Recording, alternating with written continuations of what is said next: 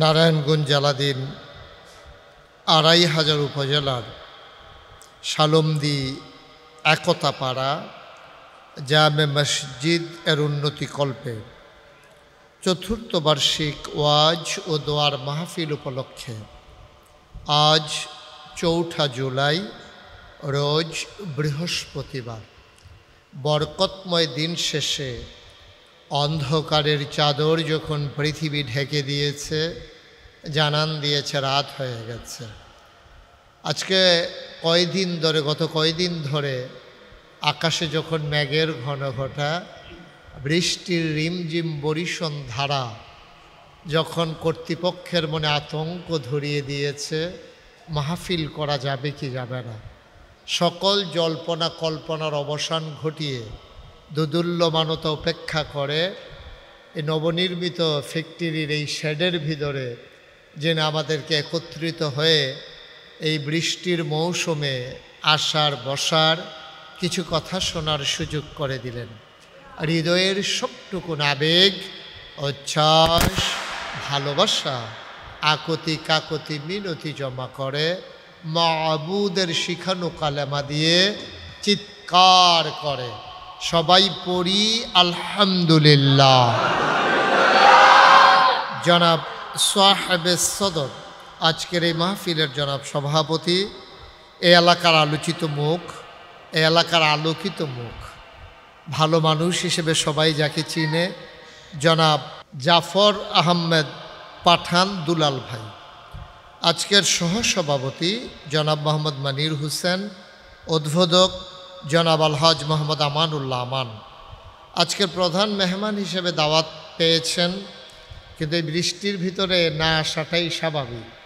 এই এলাকার গণমানুষের নেতা, জাতীয় সংসদের সম্মানিত হুইপ আলহাজ জনাব নজরুল ইসলাম বাবু এমপি আমার পূর্বে কথা বলেছেন। আমার প্রিয় ভাই, আমার দিনই ভাই, মঞ্চে ময়দানে যার সাথে কথা হয় অবিরত, তেজদীপ্ত প্রাণ জনাব হজরত মৌলানা জাহাঙ্গীর আলম জিহাদি সাহেব, হাফিজ মৌলানা উমর ফারুক আনসারি, হজরত মৌলানা মুফতি আব্দুল গফ্ফার আল মাদানী, বিশেষ অতিথিবৃন্দ, সম্মানিত অতিথিবৃন্দ, আজকের মাহফিলের পরিচালক, সার্বিক তত্ত্বাবধায়ক সহ উপস্থিত এই এলাকার দিনদার আশিকিন মুহিব্বিন, ইমাম সাহেবান, ওলামাই কেরাম, মুরব্বিয়ানে আজাম, কলিজার টুকরা যুবকেরা, পর্দার আড়ালের মা ও বোনেরা, সবার প্রতি আমার আবারও আন্তরিক সশ্রদ্ধ সালাম।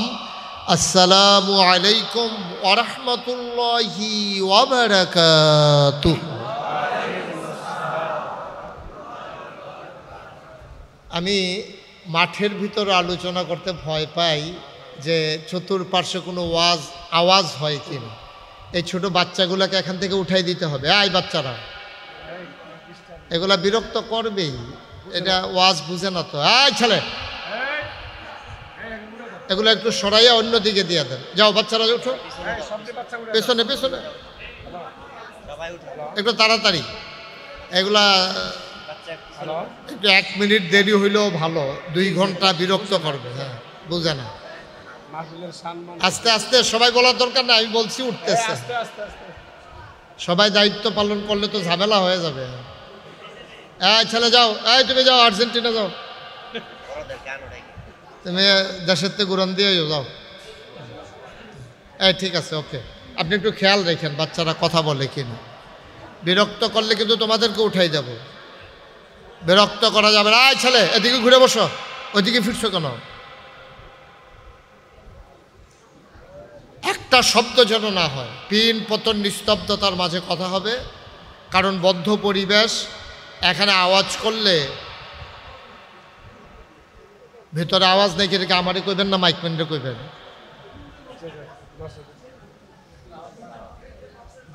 ভেতরে আওয়াজ দিতে গেলে আবার সমস্যা, বেশি আওয়াজ দিলে প্রতিধ্বনি হবে না। ওকে, ফাইন, হ্যাঁ ঠিক আছে। এই যেই লোক আপনারা হইছেন, আমি তো খালি মুখে বললেও শোনা যায়, আপনি এখানে বইয়া শুনেন না, তাই চিকিৎসা করেন না কেন? কেউ আপনারা কইছে? আপনি কোন কীর্তেন এটা? চুপ করে শুনেন, খুব খেয়াল করে শুনলে কেউ আওয়াজ না করলে আমি খালি মুখে মাইক ছাড়া বললো তো এটার ভিতরে কথা শোনার কথা। এটার জন্য কি মাইক লাগে নাকি? একটু জায়গার ভিতরে কোনো মাইক লাগবে না, এমনি শুনবেন। তারপরে মাইক তো আছেই, উনি ওই বাচ্চাদের আওয়াজের কারণে তখন শুনেন, এখন শুনতেছেন না, পুরা শুনতে আছে। হ্যাঁ মাশাআল্লাহ, আওয়াজ করেন না, পড়েন সুবহানাল্লাহ, বলেন আলহামদুলিল্লাহ, বলেন আল্লাহু আকবার। শুকরিয়া আদায় করলাম কার? করব কার? করে যাব কার? লস না লাভ? কম না বেশি? প্রমাণ আছে নাকি নাই? আমার আল্লাহ রাব্বুল আলামিন কোরআনুল কারীমে কত সুন্দর করে ওয়াজ করে দিলেন। আল্লাহ বলেন লা ইন শাকারতুম লা আযীদান্নাকুম। ও দুনিয়ার মানুষ, নিয়ামত পেয়ে যদি শুকরিয়া আদায় করবে, যেই নিয়ামত পেয়ে শুকরিয়া আদায় করবে, শুকরিয়া আদায়ের কারণে সেই নিয়ামত আমার আল্লাহ আরো বহুত গুণে বাড়িয়ে দেবেন। বলেন সুবহানাল্লাহ। আমার আল্লাহ যা বলেন তা করেন নাকি করেন না? কম কম না বেশি বেশি? প্রমাণ আছে নাকি নাই? কোরআনুল কারীমে 30 পারায় সূরা বুরুজের শেষ অংশে আল্লাহ কত সুন্দর করে ওয়াজ করে দিলেন। আল্লাহ বলেন ফাআলুল লিমা ইউরিদ। আমার আল্লাহ এমন আল্লাহ, তার যা মন চায় ওই কাজটাকে আমার আল্লাহ বেশি বেশি করে দেন। বলেন সুবহানাল্লাহ। এই আল্লাহ রাব্বুল আলামিন দুনিয়ার ভিতরে মানুষ পাঠানোর পরে মানুষগুলোকে এমনে এমনে ছেড়ে দেন নাই। কোন পথে গেলে জান্নাত, কোন পথে গেলে জাহান্নাম, কোন পথে গেলে লাভ আর কোন পথে গেলে লোকসান, কোন পথে ভালো, কোন পথে মন্দ, কোন পথে কল্যাণ, কোন পথে অকল্যাণ, কোন পথে শিরক বিদআত, কোন পথে তাওহীদ রিসালাত, কোন পথে কুফর আর কোন পথে ইসলাম জানানোর জন্যে যুগে যুগে আমার আল্লাহ তাবারক ওয়া তাআলা মানুষদের মাঝ থেকে যাচাই করে বাছাই করে, করুণা করে, দয়া করে, মায়া করে একদল উত্তম চরিত্রের মানুষ, যাদের গুনাহ নাই, গুনাহ হওয়ার সম্ভাবনাও নাই, এমন একদল মানুষকে আমার আল্লাহ আমাদের জন্য নবী এবং রাসূল করে পাঠাইছেন। বলেন সুবহানাল্লাহ। এই নবীদের মাঝে যিনি সবার শেষ, যিনি সবার সেরা, তিনি আপনার আমার নবী, নবী মুহাম্মদুর রাসূলুল্লাহ সাল্লাল্লাহু আলাইহি ওয়াসাল্লাম। সুবহানাল্লাহ বলবেন না? তিনি আমাদের নবী। তাইলে আমার নবী সেরা নবী, আমরা যারা আছি সেরা নবীর আমরা সেরা উম্মত। সুবহানাল্লাহ বলবেন না?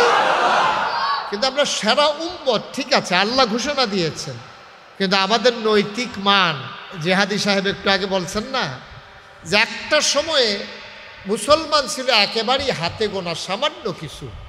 সারা পৃথিবীতে নবী যখন দ্বীনের দাওয়াত দিয়েছেন, যখন 40 বছর বয়সে নবীজির নবুয়ত প্রকাশ পেয়েছে, উনি তখন একা, গোটা পৃথিবীতে একজন মানুষ, তিনি এক আল্লাহর কথা বলেন আর ওনাকে নবী হিসাবে মেনে নিয়েছেন। সবসময় মনে রাখবেন, একজন মানুষ যদি মুসলমান হতে চায় তাইলে শুধু আল্লাহকে আল্লাহ মানলে সে কিন্তু মুসলমান হইতে পারবে না। কারণ ইসলামের মৌলিক দুইটা দিক আছে, একটা হচ্ছে তাওহীদ আর একটা হচ্ছে রিসালাত। এই আল্লাহকে আল্লাহ মানা, নবীকে নবী মানা। তৎকালীন কাফের যারা, তারা কিন্তু আল্লাহকে আল্লাহ মানত। মক্কার যারা কাফের, নবীজি আসার আগ পর্যন্ত, নবুয়ত প্রকাশ পাওয়ার আগ পর্যন্ত তারা কিন্তু আল্লাহকে আল্লাহ মানত। তারা কাবাগরের খুব আদর যত্ন করত, তারা হজও করত প্রতি বছর। তা আমরার হজ তারার হজ একটু পার্থক্য ছিল, আবার একদিক দিয়ে মিলও ছিল। খুব খেয়াল করে কথা শুনতে হবে। আমাদের কথা কয় কে?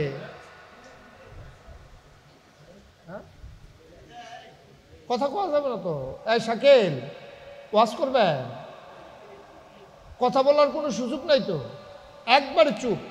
পিন পতন নিস্তব্ধতার মাঝে কথা হবে। যারা আসবে তারা চুপি চুপি এসে বসে যাবে, কোনো আওয়াজ করা, বিরক্ত করা যাবে। এই যে বৃষ্টির ভিতরে ভাগ্য ভালো এই ফ্যাক্টরির এই ঘরটা ছিল, নাইলে তো আমরা মাহফিলই করতে পারতাম না। আমিও আইতে আইতে নিয়ত করে আইছি যে গুড়া মাছ টাছ দিয়ে দুগলা ভাত খাইয়া গৈড়াগড়ি করে আবার গাড়ি দিয়ে গেলাম গাই আর কি। এর বেশি যে কিছু হইতো না, এটা বুঝ করে আইছিলাম। কিন্তু আইয়া দেখি যে আপনারা যে আয়োজন করে রাখছেন এমনি এমনি যাওয়ার কোনো সুযোগ নাই, ওয়াজ করেই যাওয়া লাগবে। যেহেতু আপনারা কষ্ট করে আয়োজন করছেন, দয়া করে একটা শব্দও করেন না। বাচ্চারা যদি তোমাদের ভালো না লাগে আস্তে করে উঠতে যাইবা, কিন্তু শব্দ করা যাবে না, একজন আরেকজনের সাথে দেখা করা যাবে না। এখন দেখা দেখি নাই, শুধু আমার দিকে তাকাই থাকবা, আর পিন পতন নিস্তব্ধতার মাঝে কথা হবে ইনশাআল্লাহ। আপনারা রাস্তাটা খালি রাখেন, ডাইলে বামে অনেক জায়গা ফাঁকা আছে। আপনারা ক্যামেরার জন্য আসতেছেন না, যখন জায়গা পাবেন ওনারা দেখবেন এমনিই আসবে ইনশাআল্লাহ। তো লোকজন আসতেছে, তো লোকজন আসবে ইনশাআল্লাহ। আরও মাইকের আওয়াজ যেহেতু কানে পৌঁছে যাচ্ছে, লোকজন আসবে। রাস্তাঘাটে যদি বৃষ্টি না হইতো আজকে হয়তো ময়দানেও লোক জায়গা দিতে আমরা পারতাম না।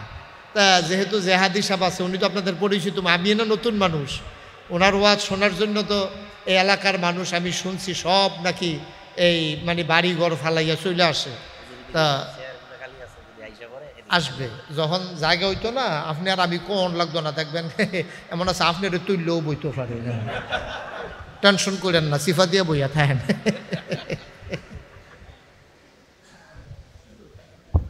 আমিন কয় না রে, এই আমিনে ওয়াজ হইতো না তো, জুড়ে কনা আমিন। আজকে সুবিধা হইলো তোমরা আসতে কইলো আওয়াজটা বাড়ি খেয়ে আবার ফিরে আইয়ে, এটা আওয়াজটা বেশি হয়। জোরে বলেন দেখি, আরো জোরে আমিন। এই আওয়াজটা কিন্তু বাইরে হইলে ছড়াই গেল গড়ে, এটা আমরার ভিতরেই ঘুরতে আছে আওয়াজটা, মাশাআল্লাহ। হ্যাঁ বলেন আলহামদুলিল্লাহ।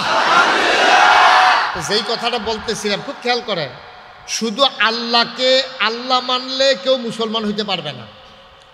কাফেররাও আল্লাহ মানত। হিন্দুদের ভিতরে একদল আছে একেশ্বরবাদে বিশ্বাসী, তারা এক ঈশ্বর মানে। তৎকালীন মক্কার কাফেরেরা তারা আল্লাহ মানত। আচ্ছা, প্রমাণ কি তারা যে আল্লাহ মানত? প্রমাণ হইল নবীজি এই এই এই দুনিয়াতে নবুয়ত প্রকাশ পাওয়ার পরে একজন বাদশা ছিল, বাদশা আবরাহা। এই বাদশা আবরাহা সে করছে কি, চিন্তা করে দেখলো বেড়া মক্কায় বাড়িঘর নাই, গরিব মানুষ, পাহাড়, মানুষজন হালকা পাতলা কিছু কিছু আছে, লেখাপড়া নাই, তারা কাজকর্ম করে খায়। আর আমি হইলাম একজন বাদশাহ, মক্কায় এরকম কোনো বাদশাও নাই, সব আমার এলাকা ফালাইয়া চলে যায় মক্কায়, কি কারণে যায় না তালাশ করো। তো গোয়েন্দারা এসে বলছে যে মক্কায় যাওয়ার একটাই কারণ, ওখানে আল্লাহর ঘর আছে, এই আল্লাহর ঘরের আকর্ষণে মানুষ সব মক্কায় চলে যায়। সুবহানাল্লাহ বলবেন না? তো বাদশাহ আবরাহা কয়, ও একটা ঘরের জন্যই কারবা, তো এরকম ঘর তো আমিও বানাই ফেলতে পারি। তখন উনি করছে কি, উনার দেশের ভিতরে একটা ঘর বানাইছে, এরকম কাবা ঘরের মতো করে বানাইয়া দেখে যে না কেউ আইয়া না, উনি এ সারিগুল দিয়ে ঘুরে ঘুরুন না নাই। তো উনি চিন্তা করলো এত টাকা পয়সা খরচ করে ঘর বানাইলাম, মক্কায় ঘরের কারণে যায় আমার ঘর আরো সুন্দর, কেউ তো আসে না। বুঝছি, ঘর তো দুইটা, এই জন্য ওইখানেই বেশিরভাগ মানুষ থাকতে চায়। ঘরটা যদি ভেঙে ফেলা যায় তাইলে সব মানুষ চলে আসবে আমার বানানো ঘরের কাছে। এই নিয়ত করিয়া উনি এই উট, ঘোড়া, দম্বা, গাধা, হাতি সব বাহিনী নিয়ে উনি রওনা দিছে কাবাগর ভেঙে ফেলবে। তো কাবাগর ভাঙ্গার জন্য যখন উনি এলাকায় আসছে, আইসা উনি দূরে নমুনা রাজ করার জন্য যে কারবারটা কি যাইতে আছে এটা দেখার জন্য উনি করছে কি, দূরে তাবু টাবু ফালাইয়া, কাবাগর ভাঙ্গা হবে পরের দিন, উনি দূরে তার বিশাল সৈন্যবাহিনী নিয়ে অপেক্ষা করতেছে। রাতের বেলা খাওয়া দাওয়া করে আরাম করে লম্বা সফর হয়েছে, আগামী দিন রিল্যাক্স মুডে স্বাভাবিকভাবে উনি কাবাগর ভাঙতে যাবে। তো লোকজন তো অনেক, তারা যেই খাসি মাসি দুম্বা টুম্বা আনছে এগুলো শেষ। তখন একদল লোক মক্কার এই মরুভূমি থেকে, চারণভূমি থেকে উট ধইরা নিয়া খাওয়ার জন্য বাধ্যা রাখছে। এই উট ছিল কাবাগরের যিনি মুতোয়াল্লি, আব্দুল মুত্তালিবের। সুবহানাল্লাহ বলবেন না? নবীজির দাদা আব্দুল মুত্তালিব, ওনার ছিল এই উট। রাখাল এসে বলতেছে, আব্দুল মুত্তালিব সাহেব কারবার তো ঘটে গেছে। কয় কি? আপনার উট দো আব্রাহার সৈন্যবাহিনী ধরে নিয়ে গেছে, তারা নাকি জব করে খাবে। কয় জব করছে? কয় না, ওখানে জব করছে না, বাইন্ধা রাখছে। কয় দাঁড়াও আমি যাইতে আছি। তো আব্দুল মুত্তালিব উনি দৌড়াইয়া গেছে আপনার বাদশাহ আব্রাহার কাছে, গিয়া বলতেছে যে বাদশাহ আব্রাহা, আপনার বাহিনী এই শুনলাম আমার উট ধরে নিয়ে আসছে। আর এইসব কথা বাদ দাও, তুমি কি জন্য আসছো বলো, কি তুমি আর পরিচয় কি? আমার নাম আব্দুল মুত্তালিব, আমি হইলাম কাবা ঘরের মুতওয়াল্লি। সুবহানাল্লাহ বলবেন না? না, এই ব্যাপারে কথা বলে লাভ নাই। নিশ্চয়ই তুমি কাবা ঘর যেন আমি না ভাঙ্গি এটার জন্যই তো বলবা, এই ব্যাপারে কথা বলে লাভ নাই। আব্দুল মুত্তালিব মুচকে হাসি দিয়ে কয় না, কাবা ঘরের ব্যাপারে আমার কোনো কথা নাই, আমার কথা অন্য বিষয়। আরে কাবা ঘর কালকে ভাঙ্গা হবে, তুমি কাবা ঘরের মুতওয়াল্লি, তোমার কোনো কথা নাই মানে? কয় না, কাবা ঘরের ব্যাপারে আমার কোনো দায়িত্বও নাই, আমার কোনো কথাও নাই, আমি হাসি টাসি আসলে পানি টানি খাওয়াই, এর বাইরে আমার কোনো কাজ নাই। তো কয় কাবা ঘর যে ভাঙবো এই জন্য তোমার কোনো টেনশন নাই? কয় না, টেনশন নাই। কয় তাহলে আসছো কেন তুমি? তা আমি আসছি শুনলাম আপনার কর্মচারীরা আমার উট ধরে নিয়ে আসছে, আমি গরিব মানুষ, আমার উট আপনার বাহিনী নিয়ে আসছে, আমার উটগুলো আপনি ফেরত দিয়া দেন, আমি গরিব মানুষ, গরিবের ফেরত লাথি দিয়েন না, আমার উট ফেরত দিয়া দেন। বাদশাহ আব্রাহা চমকে উঠলেন। বাদশাহ আব্রাহা ডাক দিয়ে বলেন, তুমি তো আজব মানুষ, কে তোমারে কাবার মুতওয়াল্লি বানিয়েছে? কাবাঘর ভেঙে ফেলা হবে, এই ব্যাপারে তোমার কোনো কথা নাই, তুমি বড় স্বার্থপর মানুষ, তুমি তোমার উটের চিন্তা করো, কাবার চিন্তা করো না, তুমি এই এলাকার দায়িত্ব পাওয়ার উপযুক্ত না, তুমি কিসের মুতওয়াল্লি? তোমার ওই উট আনা হয়েছে, উট নিয়ে তুমি টেনশন করো, কাবা নিয়ে তোমার কোনো অভিযোগ নাই, কোনো আপত্তি নাই, কোনো অনুযোগ নাই, তোমার কোনো অনুরোধ নাই, বুঝলাম না কিছু। আব্দুল মুত্তালিব চোখের পানি ছেড়ে দিয়ে কয়, আমি উটের মালিক, আমি এই জন্য উটের ব্যাপারে দরখাস্ত দিয়েছি, কাবার মালিক আমি না, এই ব্যাপারে আমার কোনো টেনশন নাই, কাবার ব্যাপারে টেনশন করবেন তিনি, কাবার মালিক যিনি।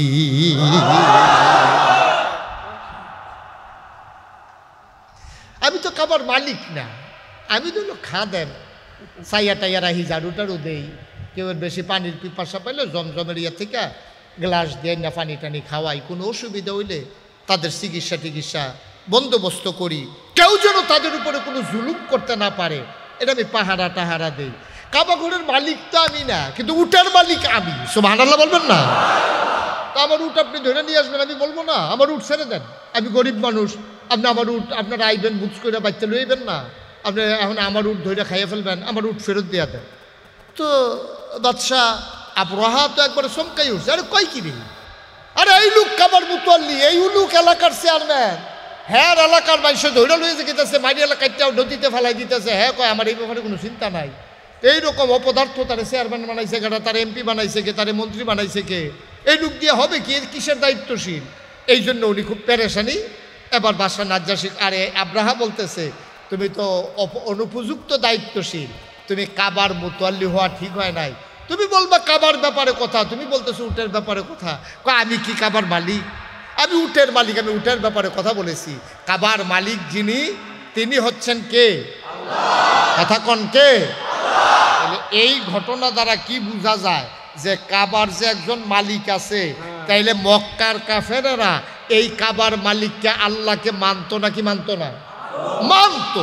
তবে একটা সমস্যা ছিল, আমরা যদি কোন যৌদুর মান্না লাইলে তো সব ঝামেলা শেষ। ঝামেলাটা কোন জায়গা? ঝামেলা অন্য জায়গা। ঝামেলা হইল ওরা এক আল্লাহ মানত না, তারা মনে করতো আল্লাহ একজন, এত দিকে খেয়াল রাখবো কেমনে? আমরা সামনে চাইলে পিছিয়ে দেখি না, ডাইনে চাইলে বামে দেখি না, গত শুক্রবারে কি দিয়া ভাত খাইছি ওইটা জিগাইলে মনে নাই, তো এই আল্লাহ এত দিকে খেয়াল রাখবো কেমনে? এর লেগে তারা করতো কি, আল্লাহর সাথে কিছু সহযোগী কিছু লইতো। কি সহযোগী? আল্লাহ তো একজন আছেই, তবে এক আল্লাহ সবার সব কিছু ম্যানেজ করতে পারবে না। বাচ্চা কাচ্চার জন্য এক আল্লাহ, স্বামী স্ত্রী দেখার জন্য এক আল্লাহ, তারপরে রোদের জন্য এক আল্লাহ, বৃষ্টির জন্য এক আল্লাহ, তারপরে গিয়ে আপনার ভাগ্য ফিরাই দেওয়ার জন্য এক আল্লাহ, লেখাপড়ার জন্য এক আল্লাহ, টাকা পয়সার জন্য এক আল্লাহ, গম ধান চাউলের জন্য এক আল্লাহ, এরকম মিলাইয়া মিলাইয়া তারা এক আল্লাহর লগে আরো 360 আল্লাহ বানাইছে। নাউজুবিল্লাহ বলবেন না? তারা 360 দেবদেবী বানাইয়া তারা এক আল্লাহর একটা ফেসো হালাই দিছে। কয় যে এক আল্লাহ হইতো না, আল্লাহর লগে আরো সহযোগিতা করার দরকার আছে, এই চিন্তা করে তারা এক আল্লাহ মানতো না, আল্লাহকে আল্লাহ মাইনা আবার কিছু সহযোগিতা মানতো। যেমন খ্রিস্টানেরা আল্লাহ মানে 2 জন, যে আল্লাহ তো আল্লাহ, খ্রিস্টানেরা আল্লাহ মানে 3 জন।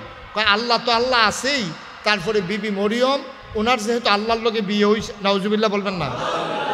উনি যেহেতু আল্লাহর স্ত্রী, তো ওয়ারিস সূত্রে স্ত্রী তো জামাইতে সম্পদ পায়, আর ঈসা নবী তো আল্লাহর ফুতে, তো আল্লাহর বর্তমানে পুরো সম্পদের মালিক। এই হিসাবে খ্রিস্টানরা কইতো আল্লাহ কয়জন? বা কথা কয় না দেখি কয়জন? ইহুদিরা কয় আল্লাহ 2 জন। উজায়ের আলাইহিস সালাম উনি হইল আল্লাহর ছেলে, আর আল্লাহ বাপ হিসাবে তারা বাপে ফুতে মিল্লা 2 জন। এখন ইহুদিরা কয় 2 জন, খ্রিস্টানেরা কয় 3 জন। এই আরবের তৎকালীন জমানায় কাফেররা কইতো 360, আর আল্লাহ একজন, মোট 361। আমরা দেশের যারা হিন্দু তারা কয় তোমরা যে এত কমের ভিতরে কেমনে শেষ করতে আসো বুঝি না, এই এত কম আল্লাহ দিয়া কেমনে গোটা পৃথিবীটা চাইয়া রাখবো। তারা রোদের লেগে একজন, মেঘের লেগে একজন, তারপরে গমের লেগে একজন, চাউলের লেগে একজন, ধানের আবার চাউল তো আর এক জাতের না, কয়েক জাতের চাউল আছে না, তা আলগা আলগা একজন একজন করিয়া তারা হিসাব মিলাইয়া দেখছে 33 কোটির কমে দেবতা হয় না।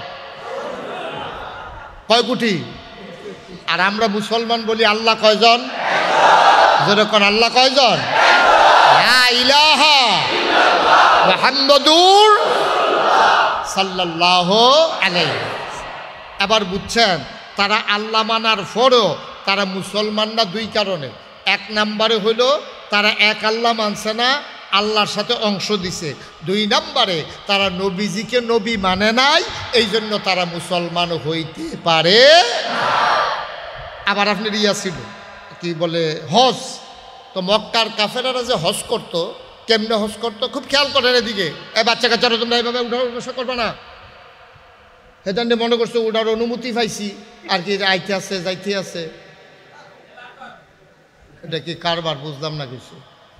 আমিন কন, জুড়ে কন। তো যেই কথাটা বলতেছিল একটু খেয়াল করে শুনেন। তো এখন মক্কার কাফেরারা তারা এক আল্লাহরে মানতো, কিন্তু সাথে আর অন্য আল্লাহ মানতো। তারা ছিল মুশরিক। তারা কি ছিল? মুশরিক। তারা আল্লাহর সাথে শিরক করত, কিন্তু তারা হজ করত। হজ করত কেমনে?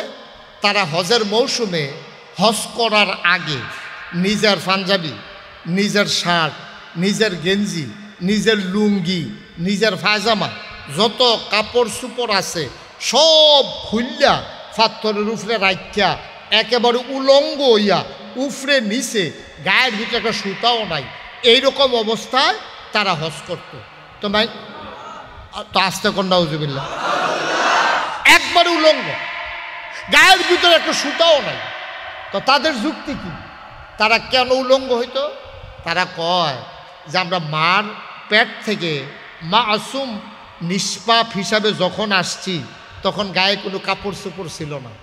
আসার পরে আমরা এই সুদ খাইছি, ঘুষ খাইছি, মদ খাইছি, তারপরে গিয়া বিভিন্ন অসৎ উপায়ে টাকা কামাই করছি, কইরা সেরা যেই কাপড় বানাইছি, এই কাপড় পইরা, নাপাক কাপড় পইরা পাক আল্লাহর সাথে দেখা করা এটা মোটেও ঠিক হবে না।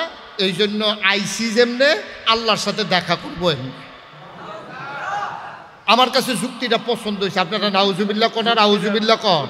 আমার কাছে কিন্তু যুক্তি পছন্দ হয়েছে, যুক্তিটা ভালো, চিন্তাটা ভালো, যে আমরা নাপাক কাপড় পইরা, আমরা হারাম কামাই টাকার কাপড় দিয়া আমরা আল্লাহর সাথে দেখা করা ঠিক হবে না। যুক্তি সুন্দর, কিন্তু কাজটা দেখতে অসুন্দর আর কি। কি কর, এটা দেখতে খুব খারাপ দেখা যায়। ফলাফলে বোধ হয় চিন্তা করতে আছে কীরকম জানি দেখা যায়, এটা এখন কেমন দেখা যায়, এটা দেখান যাইতো না তো। নাউজুবিল্লাহ বলেন, জোরে বলেন নাউজুবিল্লাহ। আচ্ছা, এবার আসেন সভাপতি সাহেব, কথা আমরা লাইনে এসে পড়ছে।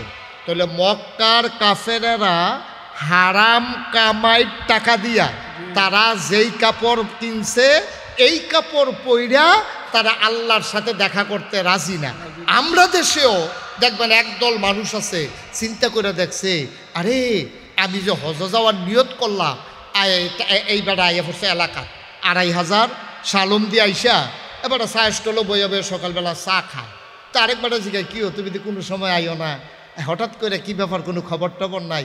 ভাই সাহেব চিন্তা করছি হজ যায়, তো হজ যাইব ভালো কথা, ডেট হয়েছে, কাও না টাকা পয়সা তো জমা দিছি না। কত আইসো কি লেগা? কয় আইসি এই যে আমি একটু জমিন বেচবো আব্বার দিনের, এই যে উত্তর দিয়া মসজিদের লগের যে জমিনটা, এটা তো আপনারা জানেন আমার, এই জমিনটা বিক্রি করব আমি হজে যাওয়ার টাকার জন্য। তো লোকজন কইতেছে, বেড়া তোমার কোটি কোটি টাকা, গাড়ি আছে, বাড়ি আছে, বউয়ের গাড়ি, নিজের গাড়ি, সুইটার সিটার গাড়ি, তোমার এত সম্পদের মালিক, তুমি খেত বেচছো হজে যাওয়ার লাগে? এবার মুস্কি হাসি দিয়া কয়, হেই টেহাত ভেজালাস।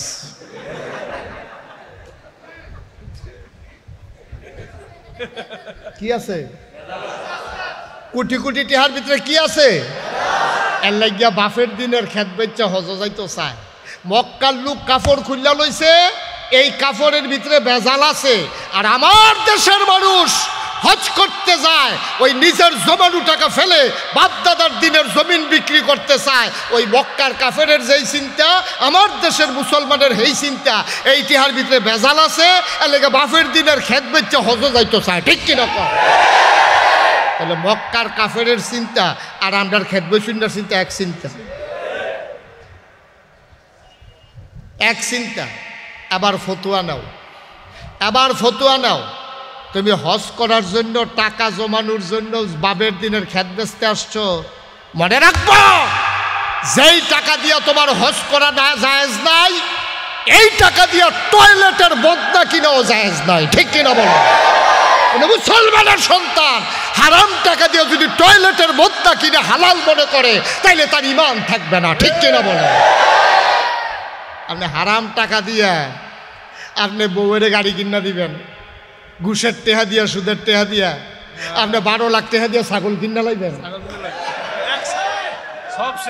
কি কারবার? কি এরা মানুষ ভাত খাইতে ভাত পায় না, এতে 12 লাখ টেহা দিয়া ছাগল কিনে এমনি উদাম করে সিহন জিংলা দিয়া ফটফাট ফটফাট করে কটা কি সঞ্জয়তো। ঠিক কিনা কও? কিন্তু আসলে রং দেখছে, হলো ডিব্বা দেখছে না। কামাইয়া কুমাইয়া কোনো মতিকে কোন দেশে পড়ছে কি গো, ওই একটা গিয়া বুর্খা গাও দিয়া যাইতে লইছিল, বেড়া তো ধরা পড়ছে। আর তাই নিয়ে কামাইয়া কুমাইয়া যেন বুঝা না যায়, আলহাজ মনে হয় যেন হজ করে কামাইয়া কুমাইয়া আইছে। তাই নেই নাউজুবিল্লা কোন না কেন? জোরে কইতেন না নাউজুবিল্লা? ভাই সাহেব একটু চিন্তা করেন, কি হইব ওয়াজ দিয়া? আপনি সারাটা বছর ওয়াজ শুনলেন, ওয়াজ করলেন, কি লাভ ওয়াজ দিয়া? কি হবে মসজিদ দিয়া ঘন ঘন? কি হবে কন? আমাদের যদি মৌলিক পরিবর্তন, ওই জেহাদি ভাই যেটা বলছিল, আর আমাদের সংখ্যায় তো আমরা অনেক বেশি হয়ে গেছি। বদরের যুদ্ধে, প্রথম যুদ্ধ ইসলামের, মাত্র 313 জন ছিল মুসলমান। 1000 প্রশিক্ষিত সৈন্য, একটার থেকে একটা মনে হয় আতি উঠতে রয়েছে। এখানটি শরীরের ভিতরে বর্ম লাগাই রাখছে, তরবারি দিয়ে ফুস দিলেও কাটে না। হাতের ভিতরে বর্ষা, কোমরের ভিতরে তীর ধনুক, তরবারি, পিঠের ভিতরে তীর ধনুক লইয়া 1000 প্রশিক্ষিত সৈন্য, মাত্র 313 জন মুসলমান। মুসলমানও কোন জাতে? এক বেলা খাইলে আরেক বেলা খানা নাই, 15 দিনে একবার গোসল নাই। হ্যাঁ, বেড়ায় গোসল করে ভিজা লুঙ্গি দিলে হেতে ফিঙ্গার পরে গোসল করে। এইরকম অবনটনের ভিতরে চুলার ভিতরে আগুন জ্বলে না 3 দিন, বাতাস আইলে গাছও ধরে খেলুই ধাওন লাগে। হেই মুসলমান, তরবারি নাই, অস্ত্র নাই, ভাঙ্গা দাও লইয়া, আসার সারা দাও লইয়া, ভাঙ্গা তরবারি লইয়া, খেজুরের ডাইল লইয়া বদরের প্রান্তরে মাত্র 313 জন। ইতিহাস প্রমাণ করে 313 জন দুর্বল মানুষ 1000 প্রশিক্ষিত সৈন্যকে সামনে পেয়ে 70টারে কুবাইয়া 2 টুকরা করে ফেলছে, 70টারে ফিসমোড়া বান্ধিয়ে হতাই রাখছে, আর বাহিনী ওমাগো কইয়া দৌড় দিয়ে গিয়ে কোনো মতো মক্কা পড়ছে। ঠিক কিনা? আমরা তো সেই মুসলমান বেড়া, আমরা সেই মুসলমান ছিলাম। 313 জন কচু কাটা করছে, আর আমরা এখন 250 কোটি মুসলমান। গোটা পৃথিবীতে আমরা এখন 250 কোটি মুসলমান। 100 কোটি, এরপরে 75 কোটি। এই 250 কোটি মুসলমান থাকার পরে আজকে আমরা ফিলিস্তিনে মাইর খাই, কাশ্মীরে মাইর খাই, আরাকানে মাইর খাই, নিজের দেশে নিজে মাইর খাই। কারণ কি? কারণ হচ্ছে একটাই, আমাদের কোয়ান্টিটি হয়েছে, কোয়ালিটি নাই, আমরা সংখ্যায় বেড়েছি, আমাদের যোগ্যতা নাই। ঠিক কিনা? আমরা সংখ্যায় বেশি, এত লোক লাগেনি বেড়া। এই প্যান্ডেলের ভিতরে, এই ঘরটার ভিতরে যত লোক আছো, এই সমাজটাকে সুন্দর করার জন্য এত লোক লাগে না তো, এত লোক লাগে না তো, এত লোকের দরকার ছিল না। কিন্তু সেই সোনার মানুষ কই, যাদের কলিজার ভিতরে ছিল আল্লাহর ভয়। সুবহানাল্লাহ বলবেন না? আজও যদি মানুষ সোনার মানুষ হতে চায়, তাহলে অন্তরে একটা জিনিস থাকতে হবে, এটার নাম হলো আল্লাহর ভয়। কার ভয়? কথা কন, কার ভয়? আমাদের দেশে এখন কত পাহারাদার, হ্যাঁ, এই অফিসের ভিতরে সিসিটিভি, যে কে কি করতে আছে, বড় অফিসার ঘরের ভিতরে বইয়া বইয়া দেখতে আছে, তে লড়ে, তো এহেনতে আবার উনি কয় কি, এই শাহ আলম সাহেব লড়াচড়া করতেছেন কেন, দেখতে আসি। তো উনি আবার সুযোগ হইয়া বয়, সারে দেখতে লাইছে লড়াচড়া করতে আছে। ফাইল আটকাইয়া ঘুষ খাইতে লইলে সারে কয় কি, টেবিলের নিচে হাত দিচ্ছেন কেন, দেখতে আসি। তো সব কথা ঠিক আছে, তাইলে আপনি যদি সব সিসিটিভি লাগাইছেন সমাজটারে সুন্দর করার জন্য, দুদক বানাইছেন আপনি কি করার জন্য, দুর্নীতিবাজ ধরার জন্য, এনবিআর বানাইছেন আপনার ট্যাক্স যেন কেউ ফাঁকি দিতে না পারে এই জন্য, কিন্তু এত কিছুর ভিতর দিয়েও মাশাল্লাহ 12 লক্ষ টাকা ছাগল কিনুন না, 70 লক্ষ টাকা কুরবানি দেউন না, বেড়াই তো আমরা দেশও আছে। আমি তো এই জন্য কইছিলাম, বেড়া তোর মতো বেড়ায় বেতন ফাঁস কত, তোর মতো বেড়ায় বেতন ফাঁস কত, কয় টাকা বেতন পাইলে একটা লোক 70 লক্ষ টাকার কুরবানি বছরে দিতে পারে? শাশুড়ি রে ডুপ্লেক্স বাড়ি বানাই দিছে, শাশুড়ি আবার দুইজনরে দুইটা, কোন বউ আবার ফেস লাগাই যায়, দুই বউয়ের 2 ডুপ্লেক্স বাড়ি বানাই দিয়ে শাশুড়ি রে, আবার বউয়ের কি পরিমাণে দিছে, আবার একটু চিন্তা করে দেখেন, ফলারে গাড়ি কিনা দিছে, 70 লক্ষ টাকা এক বছরে কুরবানির পশু কিনছে। আমি কই তোমার মাসে বেতন কত, তুমি বছরে কামাই করো কত, তুমি বেড়া হগিন্নির ফুতের নাম বিয়া খা, ভাত খাইছো, তা 70 লাখ টাকা দিয়ে ছাগল কুরবানি দেশ, ঠিক কিনা? পাও টাকা বেতন পাও, কোনো কিছুতেই তাকে মানুষ বানানো যাবে না, কোনো কিছুতেই সোনার বাংলা হবে না যতদিন পর্যন্ত অন্তরের ভিতরে আল্লাহর ভয় পয়দা না হবে। ঠিক কিনা? আচ্ছা, আল্লাহর ভয় কারে কয়? নবীজি এই ভয়টা 13টা বছর লাগাইয়া মক্কায় শিখাইছেও, এবার মদিনায় গিয়ে সেটা যখন ইসলামের আইন কানুন শুরু হয়েছে, এখন দেখে সবাই মানতে আছে। কেন? 13 বছর লাগাইয়া নবীজি শিখাইছে, তুমি যা বলো কেউ শুনে না, একজন শুনে, তিনি কে? জোরে কথা কইেন, তিনি কে? আপনি যত গোপনে জেহাদি সাহেবের লোকে কানে কানে কথা কন, আমি যদি কানে কানে কথা কই আপনারা কেউ শুনবেন না, উনি শুনবে আমি বলতেছি, কিন্তু মাঝে থেকে একজন শুনে, তিনি কে? এবার আসেন, যত গোপনে আমি যদি সভাপতি সাহেবের সাথে এখন কানে কানে একটা কথা বলি, শাহ আলম এই জেহাদি সাহেব শুনবে না, কিন্তু আমাদের সভাপতি দুলাল ভাই না, দুলাল ভাই উনি ঠিকই শুনবে, কিন্তু মাঝে দিয়ে একজন শুনে, তিনি কে? এবার আসেন, তাইলে আপনি যত গোপনে যত কথা বলেন একজন শুনেন, তিনি কে? আপনি যত লুকাইয়া যত কায়দা কইরা রাতের অন্ধকারে দরজা বন্ধ করে পানির নিচে ডুব দিয়া আপনি যেই কাজে করেন কেউ দেখে না, একজন দেখে, তিনি কে? তাহলে আপনি যা বলেন একজন শুনে, আপনি যা করেন একজন দেখে। এবার আসেন, আমি মনে মনে মুশতাক ফয়েজি কি চিন্তা করতেছি, এই চিন্তা ধরার মতো কোনো মেশিন এখনো আবিষ্কার হয় নাই, কিন্তু আমার মনের চিন্তা একজন জানে, তিনি কে? এবার আসেন, আর কোনো কিচ্ছু লাগবে না। আপনার ছেলে বিড়ি খায়, তো ইন্টারমিডিয়েটে উঠছে, তো এখন বিড়ি খাওয়া সিগারেট খাওয়া শিখছে, তে সগর বগর চায়, আব্বাই নিদিক খেলায়, আম্মা নিদিক খেলায়, চাচা নিদিক খেলায়, ইমাম সাহেব হুজুরের নিদিক খেলায়, তো সগর বগর চায়। আমি বলি, বাবা এত দিকে তাকানোর দরকার নাই, তোমার আব্বা, তোমার আম্মা, তোমার হুজুর, তোমার টিচার, তোমার এলাকার মুরব্বী, তোমার চাচা, তোমার জ্যাডা, তোমার মামু, তোমার খালু, কেউ দেখুক আর না দেখুক, একজন দেখে ওই আল্লাহকে যদি ভয় পাইতে পারো তাইলে আর এই কাজ তোমার দ্বারা করা সম্ভব না। ঠিক কিনা? তোমার আব্বাই দেখলে তোমারে ধমক দিব, আর তোমার আল্লাহ দেখলে তোমার এর জন্য কঠোর পরিণতি তোমার কবরের ভিতরে অপেক্ষা করতেছে। ঠিক কিনা বলেন? তাইলে আমি যা করি, আমি মুশতাক ফয়েজি যা করি, দরজা বন্ধ করে করি, রাতের আধারে করি, পানির নিচে ডুব দিয়া করি, পুলিশকে ফাঁকি দিয়া করি, সিসি ক্যামেরার উফরে দিয়া চাদর দিয়া করি, কেউ দেখবে না, কিন্তু একজন দেখেন, তিনি কে? নবীজি ১৫০০ বছর, এই ১৫০০ বছর আগে ১৩টা বছর লাগাইয়া মক্কার মানুষটির এইটা শিখেছে। আবু বকর কই, জি ইয়া রাসূলুল্লাহ। কয়, তুমি কিন্তু যাই করো একজন দেখে, তিনি কে? আল্লাহ। উমর কয়, জি ইয়া রাসূলুল্লাহ। কয়, তুমি কিন্তু যা করো, তুমি কিন্তু জাহেলিয়াতের জমানায় অনেক করছো, তোমার হাতের মাইর খেয়েছে না এমন লোক খুব কমে আছে, খুব সাবধান, যেই দিন গেছে গেছে। উমর রাদিয়াল্লাহু তাআলা আনহু, সাবধান, এখন থেকে মন যা চায় তা করা যাবে না, আমাদের সবার বাইরেও একজন দেখে, তিনি কে? এবার আসে, কিয়ামতের ময়দানে বিচার করবে, আপনাদের এলাকার বিচার কিয়ামতের ময়দানে করবে দুলাল ভাই। মা কথা না, দুলাল ভাই। তাইলে আমাদের এই হুজুরে, উনি যেহেতু মাদ্রাসার মুহতামিম হুজুর ওমর ফারুক আনসারি ভাই, উনি এই এলাকার সব বিচার আল্লাহ ডাকে, এই আনসারি করে, তো উনি কবে, জি আল্লাহ।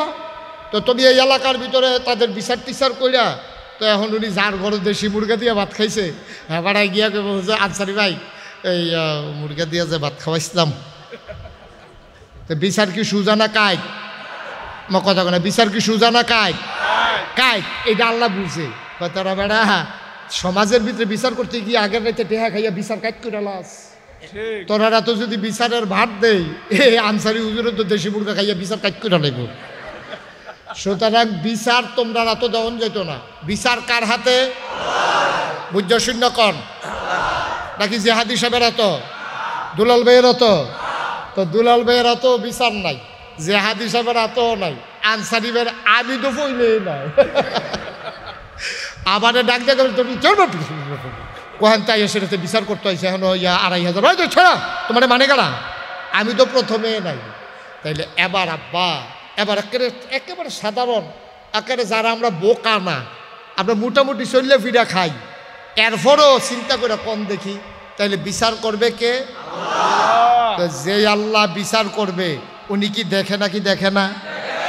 শুনে নাকি শুনে না? জানে নাকি জানে না? আপনি দেখবেন ভালো মানুষ এবার আরে ফেরেস্তায় ধইরা জাহান্নামের দিকে নিতে আসে, ভালো মানুষ। আপনি কইছেন এবারে আমরা এলাকার ভিতরে জান্নাতে গেলে একজন যাইব, হ্যাঁ বারে আব্দুল মালিক ফেরেস্তায় গামছা লাগাইয়া টানতে টানতে জাহান্নামের দিকে নিতে আসে। ওই আপনি গিয়া জিগেবেন, ভাই আমরা তো মনে করছিলাম একজন জান্নাতে গেলে আপনি যাইবেন, আপনার সমস্যাটা কি? এবারে চিল্লান দেখবে, বাইরে হাসপাতালও শুইয়া শুইয়া একটা অসৎ চিন্তা করছিলাম, আমারে যে নির্বাচনের সময় ফিটলো, হাসপাতালও শুয়ে শুয়ে চিন্তা করছিলাম কোনো মতে শরীরটা ভালো হইয়া লোক না, কেউর কাছে কইছি না, খালি ভিতরে ভিতরে চিন্তা করছি, এই ডবিলে আল্লাহ এটার ফাইয়া লাইছে, হেই শাস্তিয়ে অহন জাহান্নামও নিতে আছে। কেউ মনে মনে চিন্তা করছিল আমার মতো মানুষের যেতে ফিডা দিছে, কোনো মতে খালি হাসপাতালতে বাড়ুই লই ফিল্ডা একটার জায়গাত কয়টা খিসাম টের পাইবা, মনে মনে বেলে চিন্তা করছে, সেইটার কারণে বেড়ায় জাহান্নামও যাইতেছে গা। আর আমরা যারা দেখাইয়া শোনাইয়া নামাজ ছেড়ে দিচ্ছি, দেখাইয়া শোনাইয়া রোজা ভেঙে ফেলতেছি, আমরা যারা দেখাইয়া শোনাইয়া মানুষের উপরে জুলুম করতেছি, আমরা যারা দেখাইয়া শোনাইয়া শরীরের ভিতরে জোর থাকার কারণে, ক্ষমতা থাকার কারণে, দল ক্ষমতায়, টাকার মালিক, আমার 5টা ভাই, আমি আরেকজনের জমিন দখল দিচ্ছি, এটার জন্য কিয়ামতের ময়দানে বিচার হবে নাকি হবে না? জেহাদ হিসাবের মতো মানুষ হুজুর মানুষ, এবার মতো মানুষ মামলার দরকার কি? বাংলাদেশে সুদখুর, ঘুষখুর, মদখুর 12 লাখ টাকা দিয়ে ছাগল দাউন্না বেড়ায়, কোটি কোটি টাকা খরচ করিন্না বেড়ায়, প্রকাশ্য দিবালুকে হাঁটে, আর বাংলাদেশে আলেম ওলামারা জেলখানায় থাকে না, মোটেও শুভ লক্ষণ না, ঠিক কিনা বলো?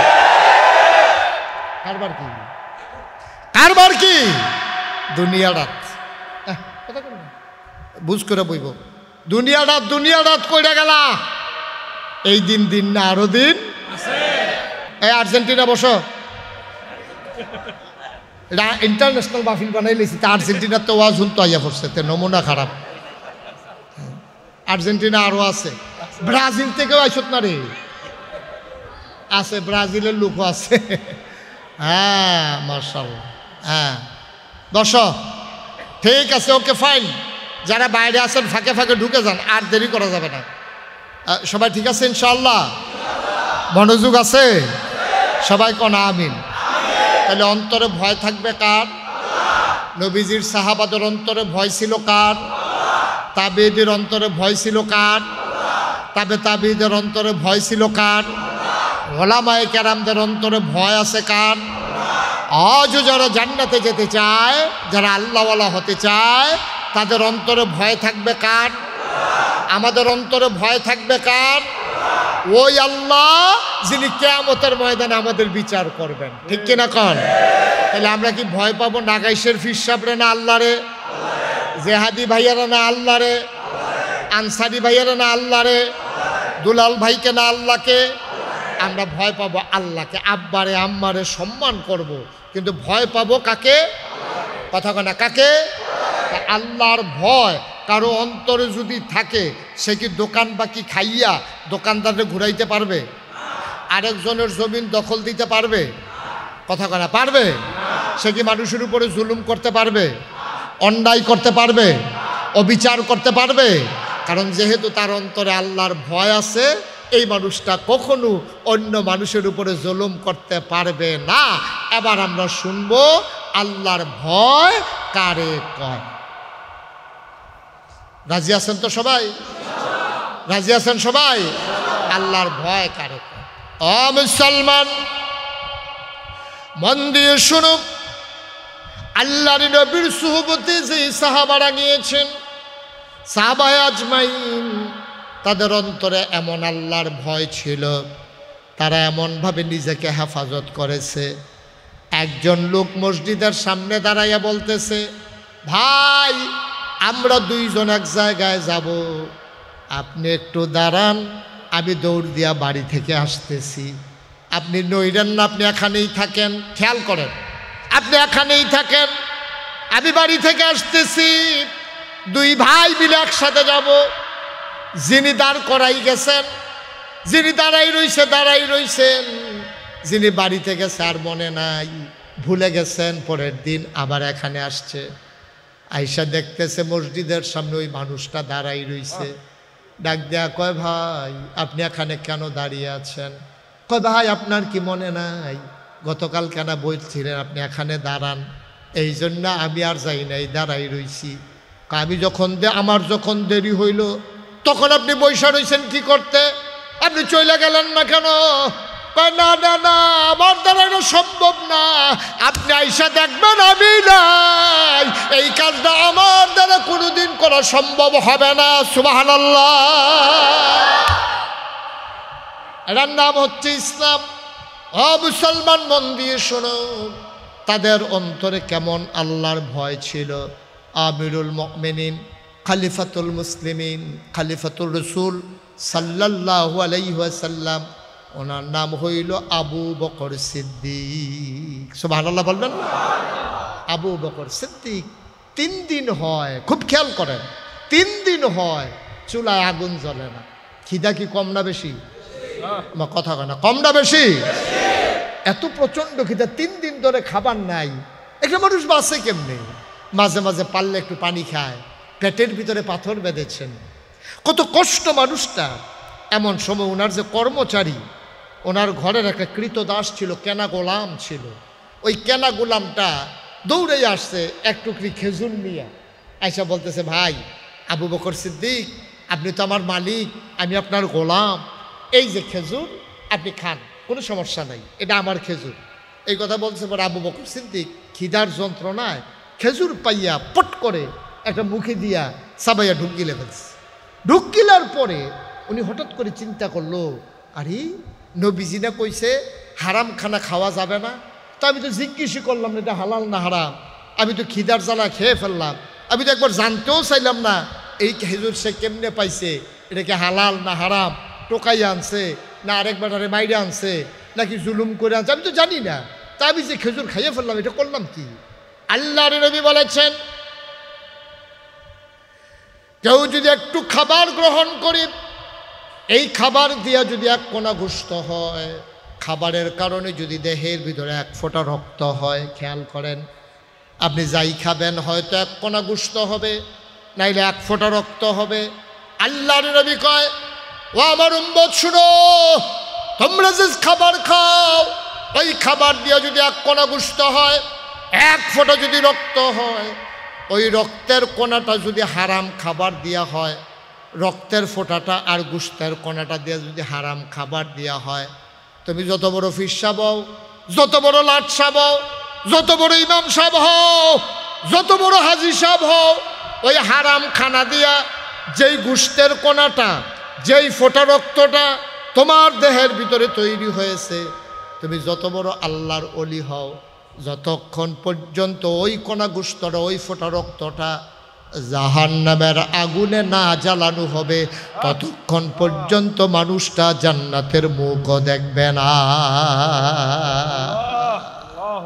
নাউজুবিল্লাহ বলবেন না? জোরে বলবেন না নাউজুবিল্লাহ? এবার বলেন, আমরা হারাম খানা খাই নাকি খাই না? আমরা হারাম খানা খাই না? আমরা সুদখুরের ঘরে খাই না? আমরা ঘুষখুরের ঘরে খাই না? খাই। আপনি দোকানদার থেকে পেঁয়াজ আনছেন, বলছেন আগামী মাসে আপনি টাকা দিয়ে দেবেন, আগামী মাসে দিলেন না, আপনি ঘুরাইলেন, একশো মিনিট মরেই গেলেন, এই পেঁয়াজটা তো সবার জন্য হারাম হয়ে গেল। আপনি কি করলেন? কি করলেন? আপনি কোটি কোটি টাকার মালিক, আপনি কারো কাছে না কারো কাছে দায়বদ্ধতা রয়ে গেল, আপনি তো আটকা পড়ে গেলেন। এবার হযরত আবু বকর সিদ্দিক, কথা মনে আছে তো নাকি?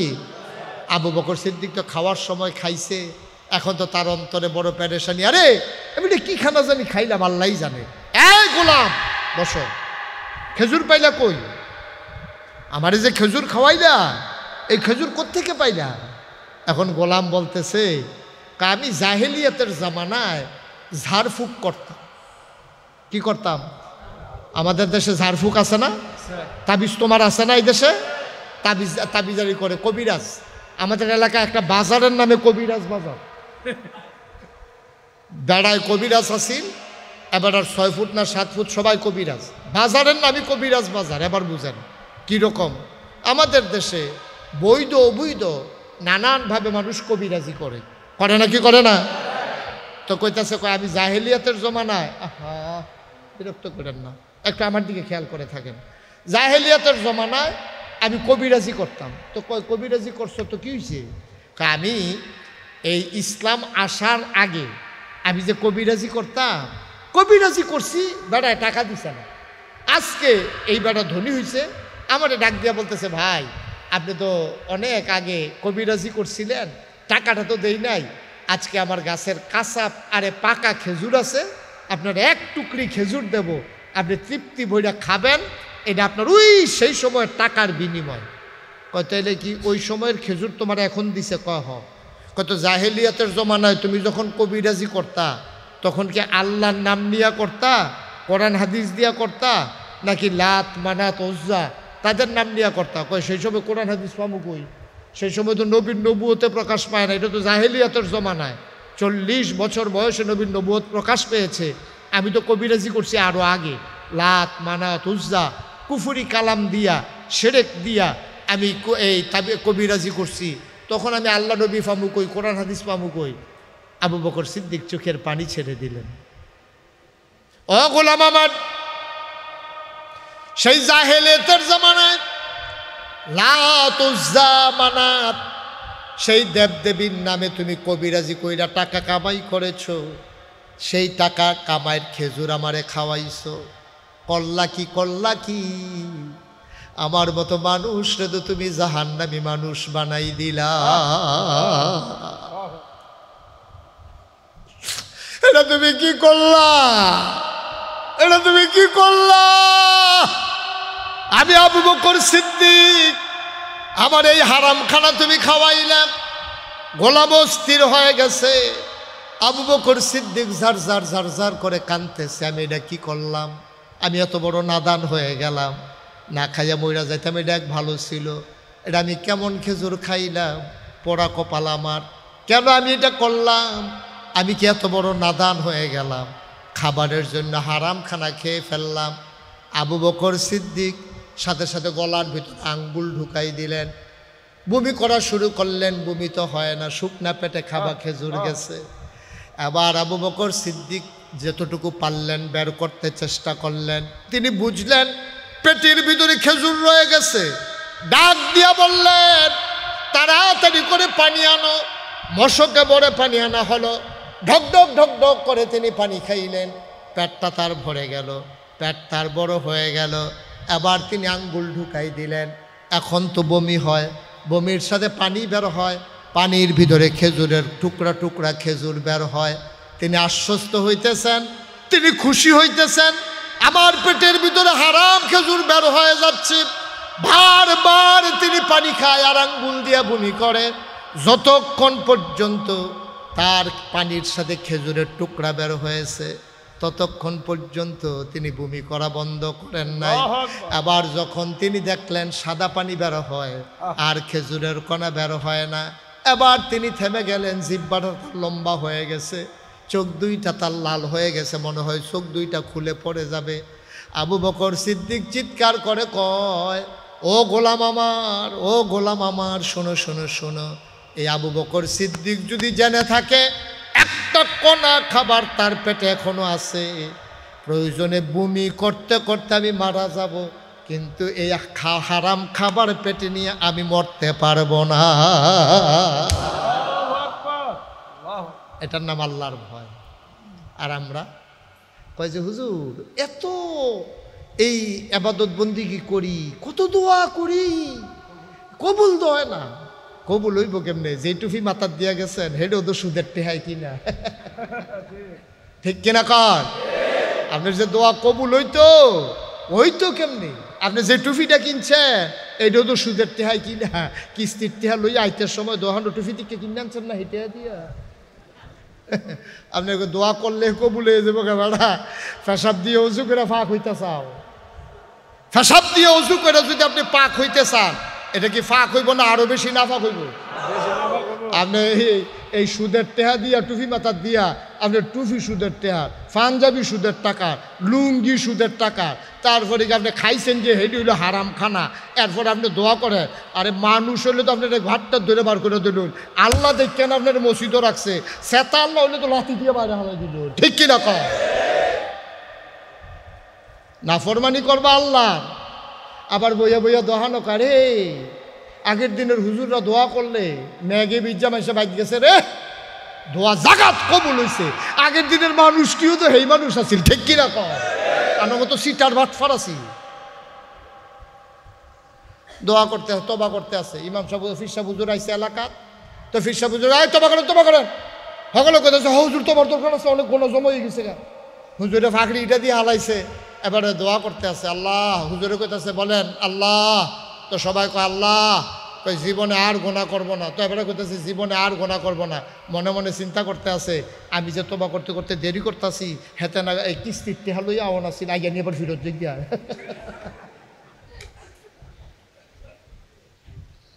আপনি মুহে কইতাছেন আর গোনা করতাম না, আর এগুলো দিয়ে মনে মনে চিন্তা করতেছেন যে টেহা লইয়া দোহানের কাছে আওয়ানোর কথা আছি, আমার দেরি দিক কেন আবার ফিরত গিয়ে হুজুরে কি তোবা শুরু করছে।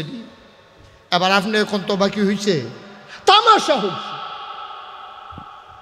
আরে আমি আপনি ফিরসা হুজুরে বুঝ দিয়া দিছে, হুজুরে কথা মাশাআল্লাহ সবাই মিল্লা তোবা করছে, তোমাদের এলাকায় গোনা মাফ, তোমরা সব বলি হইয়া গেছো, হুজুরে ফতুয়া দিয়া গেছে।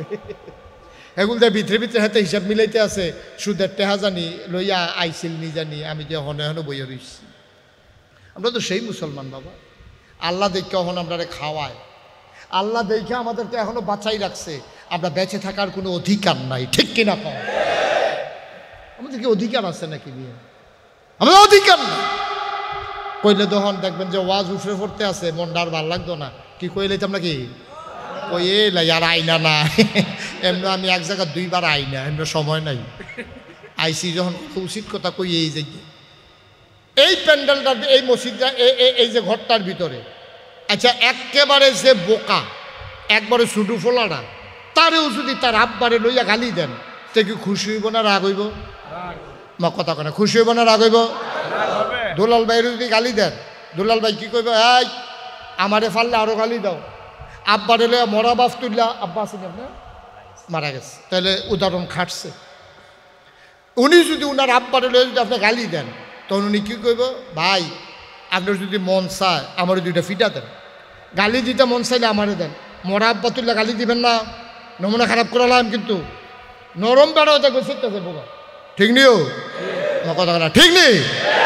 আব্বারে লইয়া গালি দিলে আপনার কলজাত কি লাগে, শৈল আগুন ধরে যাইয়া বেহতাইরা বেড়া বেড়াইয়া দেখবেন লাঠি লইয়া দৌড় দেয়। এটা অবশ্যই এটা স্বাভাবিক, এটা স্বাভাবিক, এটা কোনো অন্যায় না, এটাই স্বাভাবিক। বাপ লইয়া গালি দিলে ফুতের যদি কলজাত না লাগে তাহলে কি ফু, ঠিক কিনা কর?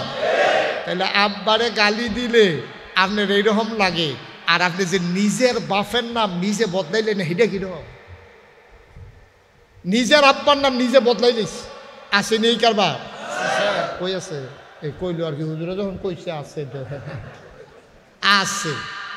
এবারে ফইলা ভোট দিতে গেছে, পরে খেয়াল করেন, প্রথম যখন ভোট দিতে গেছে কইছে আব্বার নাম কি, কইছে আব্দুল করিম। পরে যে জাল ভোট দিতে গেছে তখন বাপের নাম কাগজও লেখা আছে আলমগীর হোসেন। তখন এবারে কি আব্দুল করিম কইব না আলমগীর কইব? আমার কথা কনা কিটা কইব? তাইলে এবারে যখন জিজ্ঞাসে কি নাম, তার নিজের নাম ফইলা বদলাইছে। এ কুদ্দুসে কইছে তার নাম বলে আব্দুল রহিম। আচ্ছা তুমি আব্দুল রহিম কহ, বাপের নাম কি? আলমগীর, কিন্তু তার বাপের নাম বলে আব্দুল করিম। তে কইছে কি? তাইলে বাপেরে গালি দিলে তোমারে তো কলজাত লাগে, আর নিজের বাপের নাম যে নিজে বদলাইলে সেইটা কি তা করুন তোমারে? মহিলারা বোধহয় শুননা কইতেছে আচ্ছা আমরা বেড়াইতে ধরছে হুজুরে, বেড়িয়ে বালা বেড়িয়েতে জামাইন নাম্বারে বদলাই দিছে না, বেড়িয়েতে তো জামার নাম বদলাইছে, ঠিক কিনা কও? আমরা কি মানুষ রইছিনি বেড়া? আমরা কি মানুষ রইছিনি? হিয়ার ওয়াজ লাভ কি ওয়াজ করে? মুসলমান, লম্বা কথা না রে ভাই, আমরা শেষের দিকে চলে যাব। আল্লাহর ভয় আর একটু জানবো কারে কয়। আবু বকর সিদ্দিক, ওনার ইন্তেকাল হয়ে গেল। ইসলামের দ্বিতীয় খলিফা হয়ে গেলেন হযরত ওমর বিন খাত্তাব। হযরত ওমর রাদিয়াল্লাহু তাআলা আনহু ইসলামের দ্বিতীয় খলিফা। আল্লাহর ভয় দেখেন কারে কয়। উনি খলিফা হইয়া সেরা বইয়া বইয়া কানতে আছে। ওনার ছেলে আব্দুল্লাহ ইবনে ওমর ওনারে ডাক দেখো, আব্বা কান্দেন কে রে? কয় পুত্রে, আমি যে খলিফা হইলাম, অর্ধেকটা পৃথিবীর আমি প্রেসিডেন্ট। আমার দেশের ভিতরে যদি একটা কুত্তা, একটা কুকুর যদি না খেয়ে মারা যায়, আল্লাহ যদি আমার ডাক দিয়া জিগায়, আমি কি জবাব দেবো আল্লাহর কাছে? এই ভয়ে কানতে আছে। সুবহানাল্লাহ বলবেন না? ছেলে আব্দুল্লাহ ইবনে ওমর ডাক দেখো, আব্বা যেই মানুষের মনের ভিতরে এত ভয় আছে তারে আল্লাহ আটকাবে না। সুবহানাল্লাহ কয় না? এই যে ভাই, এই যে গোলাপি রঙের পাঞ্জাবি, এই যে ভাই বসেন বসেন। হ্যাঁ সাই উঠটা দেখি কিছু কয়নি, সিফা দিয়া বইয়েছেন, কিছু কয়নি। আমিন কয় না, জুড়ো কয় না। ছেলে কি কয়? বাপেরে সান্ত্বনা দেয়, কাব্বা আপনার মতো মানুষ আটকাবেন না, আপনার যে চিন্তা আপনি আটকাবেন না। হযরত আব্দুল্লাহ ওমর চোখের পানি তার শুকায় না। উনি চিন্তা করলেন, আমি ঘোষণা দিলেন মসজিদ নববীতে দাঁড়াইয়া, আমার দেশের ভিতরে না খেয়ে কেউ থাকবে না, আর যদি কেউ না খেয়ে থাকে আমার উমরের মুখে খাবার যাবে না। কথাটা কি ছোট না বড়? কথাটার ওজন আছে নাকি নাই? কত বড় কথাটা বলে ফেলছে। অর্ধেকটা পৃথিবীর প্রেসিডেন্ট। একটা মিষ্টি কুমড়ারে আপনি যদি সমান দুই টুকরা করেন, অর্ধেকটা পুরা পৃথিবীটারে দুই ভাগ করলে অর্ধেকটার প্রেসিডেন্ট ছিলেন হযরত ওমর। ৩১ লক্ষ বর্গ মাইলের প্রেসিডেন্ট ছিলেন হযরত ওমর। সুবহানাল্লাহ বলবেন না? এত বড় প্রেসিডেন্ট। উনি কয় যদি মদিনার একটা মানুষ না খেয়ে থাকে, আমি ওমর না খেয়ে থাকতে হবে, কারণ আমি খাইয়া আর আমার প্রজা যারা, আমার যারা মুসলমান তারা না খাইয়ে থাকবে, আমি উমরের কলিজায় মানবে না। এই চিন্তা করে এশার নামাজ, খুব খেয়াল করেন, এশার নামাজ পড়ে ওনার একটা চামড়ার চাবুক ছিল, এই চাবুকটা নিয়ে উনি আস্তে করে বের হয়ে যায়। খেয়াল করেন, অন্যদিকে তাকায়েন না। উনি একটা চামড়ার চাবুক নিয়ে রাতের বেলা দুলাল ভাই খাওয়া দাওয়া শেষ করে উনি বের হয়ে যেতেন। উনি যখন বের হয়ে যেতেন খাওয়া দাওয়া শেষ করে বের হওয়ার পরে তিনি ঘুরে ঘুরে ওই নদীর পাড়ে দিয়া, ওই জঙ্গলের কাছে গিয়া, ওই বস্তির মাঝে গিয়া, ওই রেল স্টেশনের কাছে, ওই ২৫০০ থানার কাছে কেউ না খেয়ে থাকে কিনা উনি ঘুইরা ঘুইরা সারা রাত পাহারা দিতেন। সুবহানাল্লাহ বলবেন। তখন তিনি একজন মেম্বার। উমর কি তখন একজন মেম্বার? চেয়ারম্যান, কথা না, মেম্বার, চেয়ারম্যান, এমপি, মন্ত্রী, বাংলাদেশের প্রধানমন্ত্রী, আরে অর্ধেকটা পৃথিবীর প্রেসিডেন্ট। সুবহানাল্লাহ কয় না? ঘুরে আডে চায়। একদিন রাতের বেলা এশার নামাজ পড়ে খাওয়া দাওয়া করে উনি চামড়ার চাবুকটা নিয়ে বের, খুব খেয়াল করেন চিকন কথা, চামড়ার চাবুক নিয়ে বের হয়ে গেছে। ঘুরতে ঘুরতে ঘুরতে ঘুরতে একেবারে অজপাড়াগে নিবৃত পল্লীতে বর্ডার বেল্টে সীমান্ত এলাকায় চলে গেছে। গিয়া ঘুরতেছে, মৃদুমন্দ বাতাস, মাঝে মাঝে দূরে শিয়াল ডাকে, ঝিঝি পোকারা মাঝে মাঝে উঠতেছে, মাঝে আকাশের দিকে উনি তাকায়, এলো হাঁটতেছে। হঠাৎ করে ওনার কানের ভিতরে দুইটা বাচ্চার কান্নার আওয়াজ আসলো। সুবহানাল্লাহ বলবেন না? কার আওয়াজ? হাসির আওয়াজ না কান্নার আওয়াজ? কান্নার আওয়াজ আসছে। উনি শুই না, কান পাচ্ছে, কোন দিক থেকে আওয়াজটা আসে খেয়াল করে ওইদিকে তাকাইলেন। তাকাইয়া দেখে অনেক দূরে মিটি মিটি আলো জ্বলতেছে, মিটমিট করে আলো জ্বলতেছে। উনি দিলেন দৌড়। সুবহানাল্লাহ বলবেন না? দৌড়তে দৌড়তে দৌড়তে দৌড়তে একেবারে কাছাকাছি যাওয়ার পরে দেখে বাচ্চার কান্নার আওয়াজ স্পষ্ট হয়ে গেল। আর একটা তাঁবুর ভেতরে মিটি মিটি আলো জ্বলতেছে। উনি খেয়াল করলেন তাঁবুটা চতুর্দিক দিয়া সেরা, ওই সেরা জায়গা দিয়ে আলোটা দূর থেকে দেখা গেছে। উনি উকিমাইরা তাকাইয়া দেখে ঘরের ভিতরে একটা মহিলা, দুইটা বাচ্চা। সুবহানাল্লাহ কয় না? বাচ্চাগুলো উপর হয়ে শুয়ে আছে, পেটের ভিতরে পাথর দেওয়া, বাচ্চাগুলা কাঁদতেছে। আর মহিলারা একটা চুলার ভিতরে আগুন দিয়া পাতিলার ভিতরে কি যেন দিয়া নাড়তেছে। ওমর উকি মেরে তাকাইয়া দেখে পাতিলার ভিতরে পানি আর কয়েক টুকরা পাথর, কয়েক টুকরা পাথর আর পানি, মহিলারা নাড়তেছে। আর হযরত উমর তাকাইয়া দেখে বাচ্চাগুলা উপর হয়ে শুয়ে আছে, কান পেতে শুনে বাচ্চাগুলা কাঁদতেছে। কি কয়? বাচ্চাগুলা কান্দে আর কয়, আম্মা, ও আম্মা, আম্মা, আম্মা, তুমি না বলছো কাফেরের দেশে খানা নাই গো আম্মা, তুমি না বলছো কাফেরের দেশে খানা নাই, মুসলমানের দেশে খানার অভাব নাই। এই কথা বলে সকালবেলা তুমি কাফেরের দেশ থেকে মুসলমানের দেশে ঢুকেছ। সকাল থেকে দুপুর হলো, দুপুর থেকে সূর্য গড়িয়ে বিকেল হলো, গোধূলি লগ্ন পরন্ত বিকেল, সূর্য ডুবু ডুবু প্রায়, সূর্য হারিয়ে গেল পশ্চিম আকাশে। গরুগুলো গোয়াল ঘরে, পাখিরা পন্নিরে, শিশুরা মায়ের বুকে বুক রেখে ঘুমায়। প্রিয়তম স্বামী প্রিয়তমা স্ত্রীকে নিয়ে ঘুমিয়ে পড়েছে। আম্মা, সন্ধ্যাও শেষ হয়ে গেল, মাঝ রাত হয়ে গেল। কই তোমার ইসলাম, কই তোমার মদিনা, কই তোমার মুসলমানের দেশ, কই তোমার উমর? মাঝরাত হয়ে গেল, কেউ তো খবরও নিল না।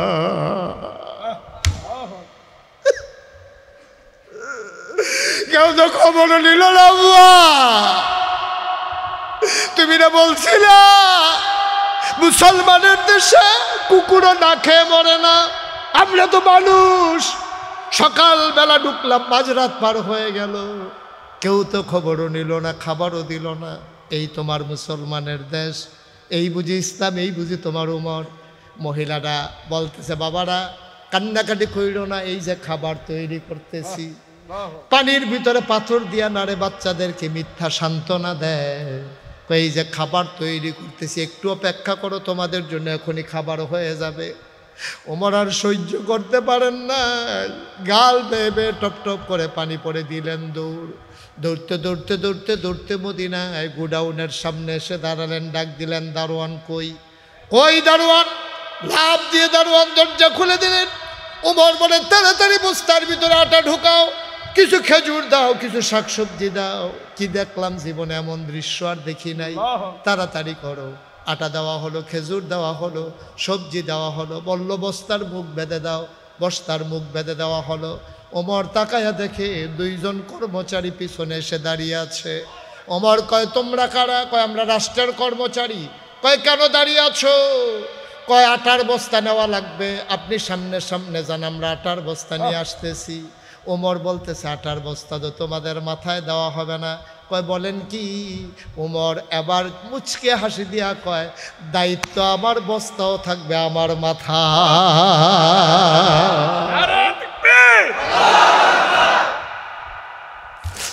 দায়িত্ব আমার, বস্তা আমার মাথায় দাও। কর্মচারীরা বলে আমরা রিজাইন দেবো, চাকরি করব না। আপনি যদি বস্তা নিয়ে ঘুরেন আমাদের চাকরি করার দরকার কি? ওমর ডাক দেয়া কয় বস্তা নেওয়ার বুঝি বড় শখ? কয় শখ নাই, আমাদের দায়িত্ব। ওমর বলে ঠিক আছে, কে বস্তা নিতে চাও? দুইজন আগে আসলো, আমরা দুইজন নিতে চাই। ওমর বলে আমি তার বস্তায় মাথায় দেব। কয় কার মাথায় দেবেন বস্তা? ওমর ডাক দেয়া কয় কিয়ামতের ময়দানে আমার যখন একটা গোনার বস্তা হবে, তোমাদের ভিতরে কিয়ামতের ময়দানে আমার গোনার বস্তাটা যে নিতে রাজি হবা তার মাথায় আজকে আটার বস্তাটা দিয়ে দেব। কেউ রাগায় না, কেউ রাগায় না। ওমর বলতেছেন আমি জানতাম কেউ বস্তা নিতে রাজি হবা না, গোনার বস্তা কেউ নিতে রাজি হও না, আটার বস্তা কেন নিতে চাও? আমার মাথায় দিয়ে দাও। পৌর মানুষ, বৃদ্ধের কাছাকাছি, আধা পাকা আধা কাঁচা দাড়ি চুল, হযরত উমরের মাথায় দুইজন ধরে আটার বস্তা উঠাই দিল। ফেরেশতারা চিৎকার করে কান্দে, এটা কি মানুষ বানাইছো? এটা কেমন মানুষ? অর্ধ পৃথিবীর প্রেসিডেন্ট আটার বস্তা নিয়ে দৌড়ায়, আকাশের চারটা মেঘের আড়ালে লুকাই গেছে লজ্জায়। এটা কি দেখলাম, কি দেখলাম? ওমর ঘামতে ঘামতে দৌড়তে দৌড়তে মহিলার তাঁবুর সামনে গিয়ে দাঁড়ালেন। আসসালামু আলাইকুম রাহমাতুল্লাহ। মহিলা কয় ওয়ালাইকুম আসসালাম রাহমাতুল্লাহ। ডাক দেয়া কয় কে রে, কে দরজায় আমার দাঁড়িয়ে আছো? ওমর ডাক দেখো আম্মা, আম্মা আম্মা আম্মা আম্মা গো, দরজা খুলে দাও। কয় কে আমারে আম্মা ডাকে? আমারে আম্মা ডাকে লাভ নাই, তুমি নিশ্চয়ই মরুভূমির পথিক, নিশ্চয়ই সাহায্য চাও। বাবা আমারে মা ডাইকো না, আমি মা হওয়ার উপযুক্ত না।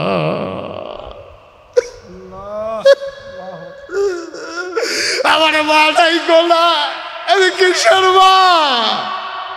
আমি জন্ম দেওয়া বাচ্চাদেরকে 3 দিন হয় খাবার দিতে পারি না, আমি কিসের মা? আমারে মা ডাইকো না। বাবা তুমি অন্য দরজায় দেখো, আমি গরিব মানুষ, তুমি মন খারাপ করো না, আমার ঘরে কিচ্ছু নাই তোমারে দেওয়ার জন্য, তুমি চলে যাও, কোনো এক সময় আইসো, তোমাকে আমি আদর করে খাওয়াই দেব। ওমর ডাক দেখো আম্মা গো, ও আম্মা আমার খাবার লাগবে না, দয়া করে দরজাটা একটু খুলে দাও। আম্মা দাঁড়াই দেখো কে, তাকাইয়া দেখো কে দাঁড়িয়ে আছে। মহিলা দরজা খুলে দিলেন। মহিলা তো ওমর চিনে না, দেখে বুড়ো একটা মানুষ বস্তা নিয়ে দাঁড়িয়ে আছে। মহিলা ডাক দেয়া কয় কে তুমি? আমার বাড়ি এই এলাকায়, আমি চাই যে যাচ্ছিলাম এই পথেই, শুনলাম তোমার ঘরে 3 দিন হয় খাবার নাই, বাচ্চারা খিদার জ্বালায় ঘুমিয়ে পড়েছে, আমার কাছে সামান্য কিছু আটা ছিল মা, এটা তোমার বাচ্চাদের জন্য নিয়ে আসছি। মহিলা তুমি যদি অনুমতি দাও, ও আম্মা তুমি অনুমতি দিলে ভিতরে ঢুকবো, নাইলে নাই। মহিলা কয় আসো আসো ভেতরে আসো। আম্মা ধরে একটু বস্তাটা নামান। মহিলা ধরে বস্তা নামালেন। ওমর এবার ডাক দেয়া কয় আম্মা, ও আম্মা তাড়াতাড়ি একটু আটা গুইলা কয়টা রুটি বানান। ওমা চুলার ভিতরে আগুন ছিল, আগুন দেখে নিভে গেছে। আম্মা চিন্তা নাই, তুমি তাড়াতাড়ি আটাগুলো রুটি বানাও, এই ফাঁকে আমি ফু দিয়ে আগুন ধরাই দে।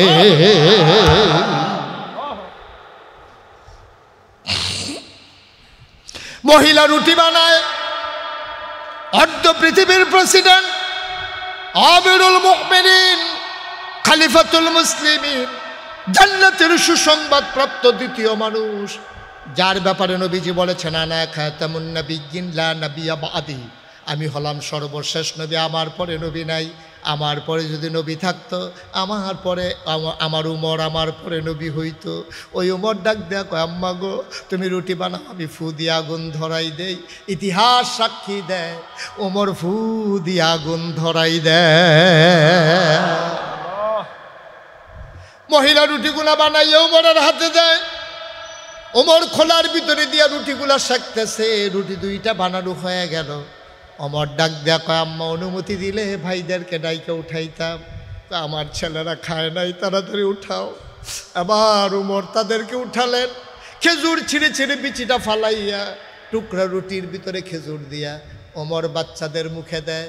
ওমর কয় আমি লোকমান এই একটা, মুখ চলে আসে দুইটা, একটা মুখের ধাক্কা দিয়ে আর একটা মুখের খাবার দেই।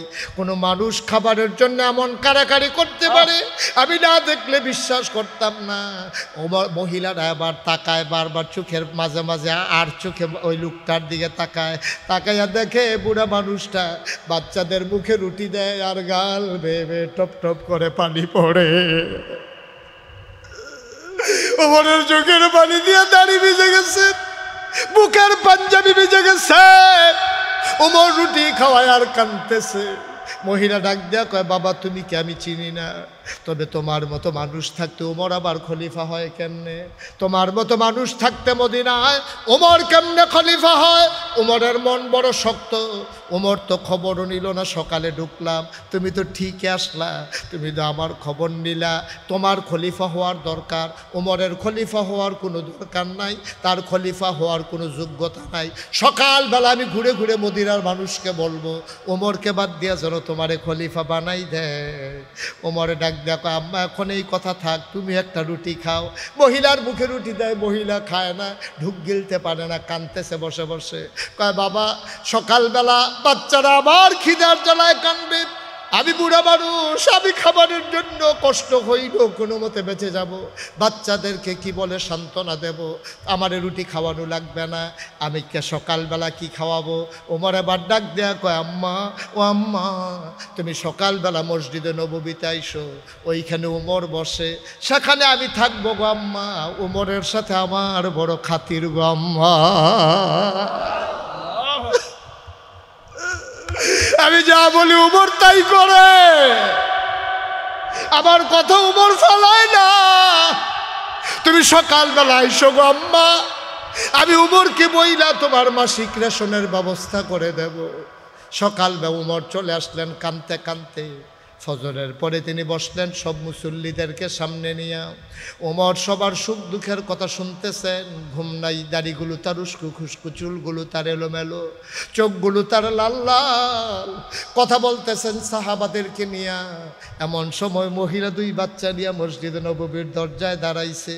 দাঁড়ায় একজন মানুষকে জিজ্ঞেস করে ভাই, ও ভাই এই জায়গার ভিতরে উমর কোনটা দেখান দেখি। ওই যে মাঝে বসে আছে লম্বা মানুষটা, এটাই তো উমর। মহিলা তাকাইয়া দেখে আঙ্গুল দিয়া যারে উমর দেখাইছে এই মানুষটার কেউ না, রাতের বেলা যে ফু দিয়ে আগুন ধরাইছে।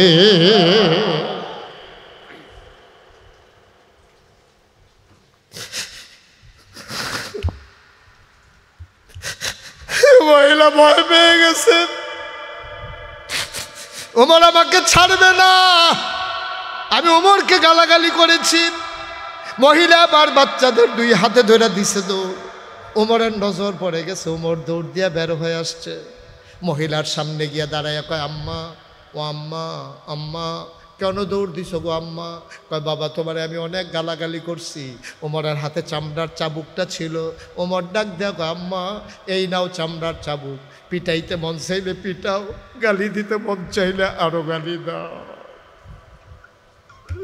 গালি দিতে যদি মন চায় আরো দাও, পিটাইতে মন চাইলে পিটাও। আম্মা তোমার কাছে আমার একটা অনুরোধ গো আম্মা, পিটাও, ইচ্ছা মতো পিটাও, গালি দিতে মন চাইলে গালি দাও। তোমার কাছে করো জোরে আমার মিনতি, কিয়ামতের ময়দানে তুমি আম্মা ওই আল্লাহর সামনে আমি উমরকে আসামি বানাইও না। আল্লাহর ভয়, মুসলমান এটার নাম হইল আল্লাহর ভয়।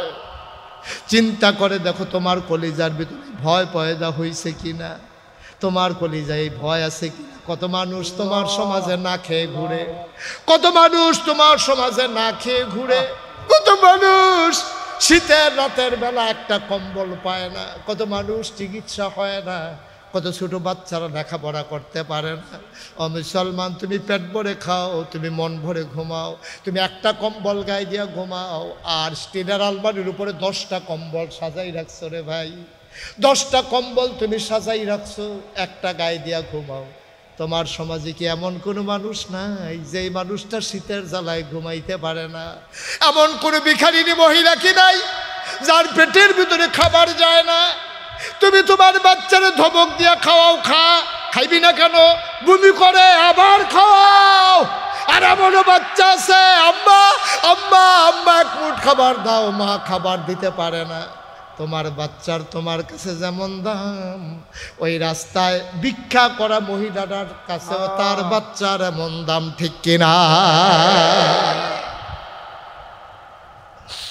লম্বা কথা বলা যাবে না ভাই।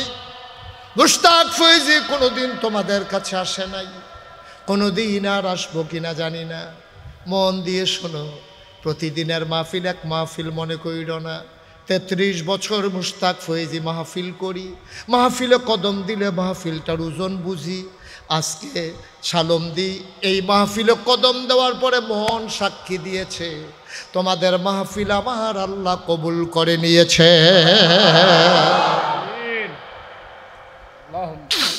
একটা লোক আমরা উঠবো না, একটা লোক আমরা যাব না। তুমি মাহফিলের ওজন বুঝো নাই, তুমি মনে করছো মাহফিল মানে হচ্ছে মাইক, মাহফিল মানে হচ্ছে হুজুর, মাহফিল মানে হচ্ছে কতক্ষণ কথা শোনা। তুমি মাহফিলের ওজন বুঝো নাই। মাহফিলের ওজন বুঝছে তোমার আব্বা যারে তুমি কবরে শোয়াইছো। মাহফিলের ওজন বুঝছে দুলাল ভাইয়ের আব্বা। আমি কিতাবে পেয়েছি, মানুষটা যখন মারা যায়, যখন এলাকায় কোনো দোয়ার মজলিস বসে যায়, রুহানি হালাতে মাহফিলের চতুর্দিক দিয়ে এসে দাঁড়াই যায়। সুবহানাল্লাহ কয় না? তুমিও দেখো না, আমিও দেখি না, দেখে ফেরেশতারা। ফেরেশতারা কয় কি গো তুমি এখানে এসে দাঁড়াইছো কেন? কিও তুমি ভাই এখানে তোমার কি? তোমার ফুতে তো দুনিয়াতে আছে, তোমার ছেলে তো মাহফিলে আইছে, তোমার কাজ কি? ওই লোকটা শাহ আলম ভাইয়ের আব্বা কি কয় জানো নাকি? ডাক দেয়া কয় ফেরেশতারে, ও ফেরেশতা আমারে তারাই দিও না। ও শাহ দুলাল ভাইয়ের আব্বা ডাক দিয়া কয়, ও ফেরেশতারা আমারে তারাই দিও না। এই মাহফিলের ভিতরে নাগাইশের পিসা বুজুর আইছে, আমার ফুতেও লগে দিয়া বইয়া রইছে। আমার কবরে যে কি কষ্ট তোমরা তো জানো না। আমি ছেলের দোয়া নিতে আসছি, দোয়া লইয়া গিয়া দেখতাম চাই আমার ছেলের দোয়ায় আমার কবর জান্নাত হইছে নি। আমি জানি না কার আব্বা নাই, আমি জানি না কার আম্মা নাই। সবার আব্বা আম্মার জন্য আমরা দোয়া করব। একটা লোক নড়বেন না, উঠবেন না। যারা দাঁড়িয়ে আছেন বাইরে দাঁড়িয়ে থাকবেন। আমি যখন দোয়া করে দেব তখন যাবেন। 1 নাম্বার একটা লোক আমার দরকার। হুজুর দোয়া করে দেন, আব্বা দুনিয়াতে নাই, আম্মা দুনিয়াতে নাই, আল্লাহ অনেক দিছে। আজকে যদি অসুস্থ হইয়া মা ডাক দিত, 5 লক্ষ টাকার চিকিৎসা লাগলো, না করাইয়া পারতাম না। ও ভাই, তোমার আম্মা চিল্লান দিলে তুমি 5 লাখ টাকা দিয়া চিকিৎসা করাইতা। তোমার আম্মাই দি কবরে শুইয়া তোমারে ডাকে, তুমি কেন আল্লাহর ঘর মসজিদে 1 লক্ষ টাকা দিতে পারলা না? সুবহানাল্লাহ বলবেন না? আল্লাহর নবী কয়, মান বানা লিল্লাহি মসজিদান বানাল্লাহু লাহু বাইতান ফিল জান্নাহ। যে দুনিয়ার ভিতরে মসজিদ বানাবে, আল্লাহ বলে জান্নাতে তার জন্য ঘর বানাবে। আমার আব্বার কবর যেন জান্নাত হয়, আমার আম্মার কবর যেন জান্নাত হয়। হুজুর দোয়া করে দেন। টাকা দিয়া কি করব? আব্বার রেখে যাওয়া জমিন চাষ করে খাই, আব্বার উঠানো ঘরে ঘুমাই। আব্বায় জমিন দিয়া গেছে, দাম ছিল কত, এখন দাম হইছে কত। কোটি কোটি টাকার মালিক হইলাম। আব্বার কবর যেন জান্নাত হয়, এই আশায় আব্বার কবর জান্নাত যেন হয়ে যায়, এই নিয়তে আল্লাহর ঘর মসজিদের জন্য হুজুর আমি দিয়ে দেব 1 লক্ষ টাকা। এই যে মাহফিলের ভিতরে আমি এক মাহফিলে যে গেছি, তা আমার লগে দিয়া দুলাল ভাইয়ের মতো আমার খুব কাছের মানুষ আর কি, পরিচিত, বইয়া রয়েছে। তা আমি গেলে এবারে 10,000 টাকা দিব এক। তো ফলাফানি তো লিখা লাইছে, আমিও এবার জিজ্ঞেছি না, এবারেও কিছু কইছে না, ফলাফানি লিখা লাইছে। পরের বছর আমি যখন মাহফিলও গেছি, ফলাফানি আমার ইয়া কই, হুজুর আপনি যে কইলেন এবারে 10,000 টাকা দিব, টাকা তো দেয় না। আমি ওই কিতা করে কই ঘুরায়, আমি ওই কিতা কইয়া ঘুরায় কয়, ইয়া আমি জীবনে কোনো টাকা দিছি তোরা দেখছ? হুজুরে কইছে আমি শরমে মারছি না, আমি দেখছি একটা শাসালাইছি নিতে হন, আমি তো আইসও দিছি না, তো তোরা কোন আন্তাজে বুঝত যে আমি 10,000 টাকা দেন? ফাললে হুজুর তো লইয়া লাও গিয়া। আমি তো গেছি পরে ফলাফানে কান্দা কান্দা বাপ, আমি কি তারে কই হুজুর টেহা বিলে আপনার তে লইয়া লাইতাম। আমি কেটা কইছে, কই আপনার লোকের বেড়াই কইছে। আমি আপনার রান্তি পারবি দি, কই হুজুর এমনি কথা কইেন না, কথা শুনেন মন দিয়া। আমি কই হুজুর এমনি আইতো না, তবে খানার কথা কইলে এবার আবার আইয়া পড়। আমি কই যা খানার কথাই কই আন গিয়া। তা এবার রেগে কইছে ভাই সাহেব আপনি আমরা করে দেখলাম মাহফিল উপলক্ষে ভাত খাইবেন, কই তো আগে কইবি না। তো এবার আইসে পরে আমি কই আইলে আমার রুমও ঢুকাই নিবি। তা আমি যেই রুমে বইয়ে রয়েছি এবার ঢুকছে, ঢুকে সে আসসালামু আলাইকুম হুজুর আসেননি ভালো। আমি কই ওয়ালাইকুম, ভিতরে আইয়েন। দেহার খবর কি তে এবারে করছে কি পকেটতে 10টা 1000 টাকা নোট বার কইরা আমার হাতে দিয়া কয় না নেই টেহা। তা আমি কই তো টেহা আপনি দিদি আহা, আমি কই টেহা দিয়ে আপনি ঠিকই দিলেন, তো ফলাফল আপনি ঘুরাইছেন কি হতেন? আপনার বাইক দিলে 20-25 বার গেছে। কই জি হুজুর গেছে। তবে কই টেহা দেওয়ানের মত থাকলে তো ঘুরাইছেন কিতে? কই হুজুর আপনি কইছেন। হ্যাঁ এই লোকটা তো মারাত্মক বিরক্ত করতে আছে আমারে। কইতাছে কয় যে হুজুর এই টেহা তো আমি দিয়ে এলাম, আপনি কইছেন কথাটা কি ফালাই দেন। তো আমি কই ফলাফাইন আপনি ঘুরাইছেন কি রে? কই হুজুর 15-20টা ফলাফাইন আমরা ভাই যায় আর আইয়ে যেই সুন্দর লাগে। টেহা দিয়া লাইলে তো আর আইতেও না যাইতেও না, টেহা তো দেবে।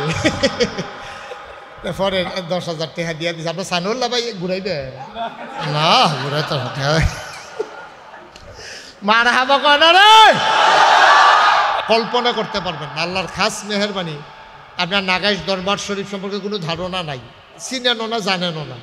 আমার জেহাদি ভাই, তারপরে ওই যে আমাদের ইয়া কই কি ভাই আনসারি ভাই, ওনারা আমার সম্পর্কে কিছু জানে, যেহেতু আনসারি ভাই আমার এলাকায় ওয়াজ করে।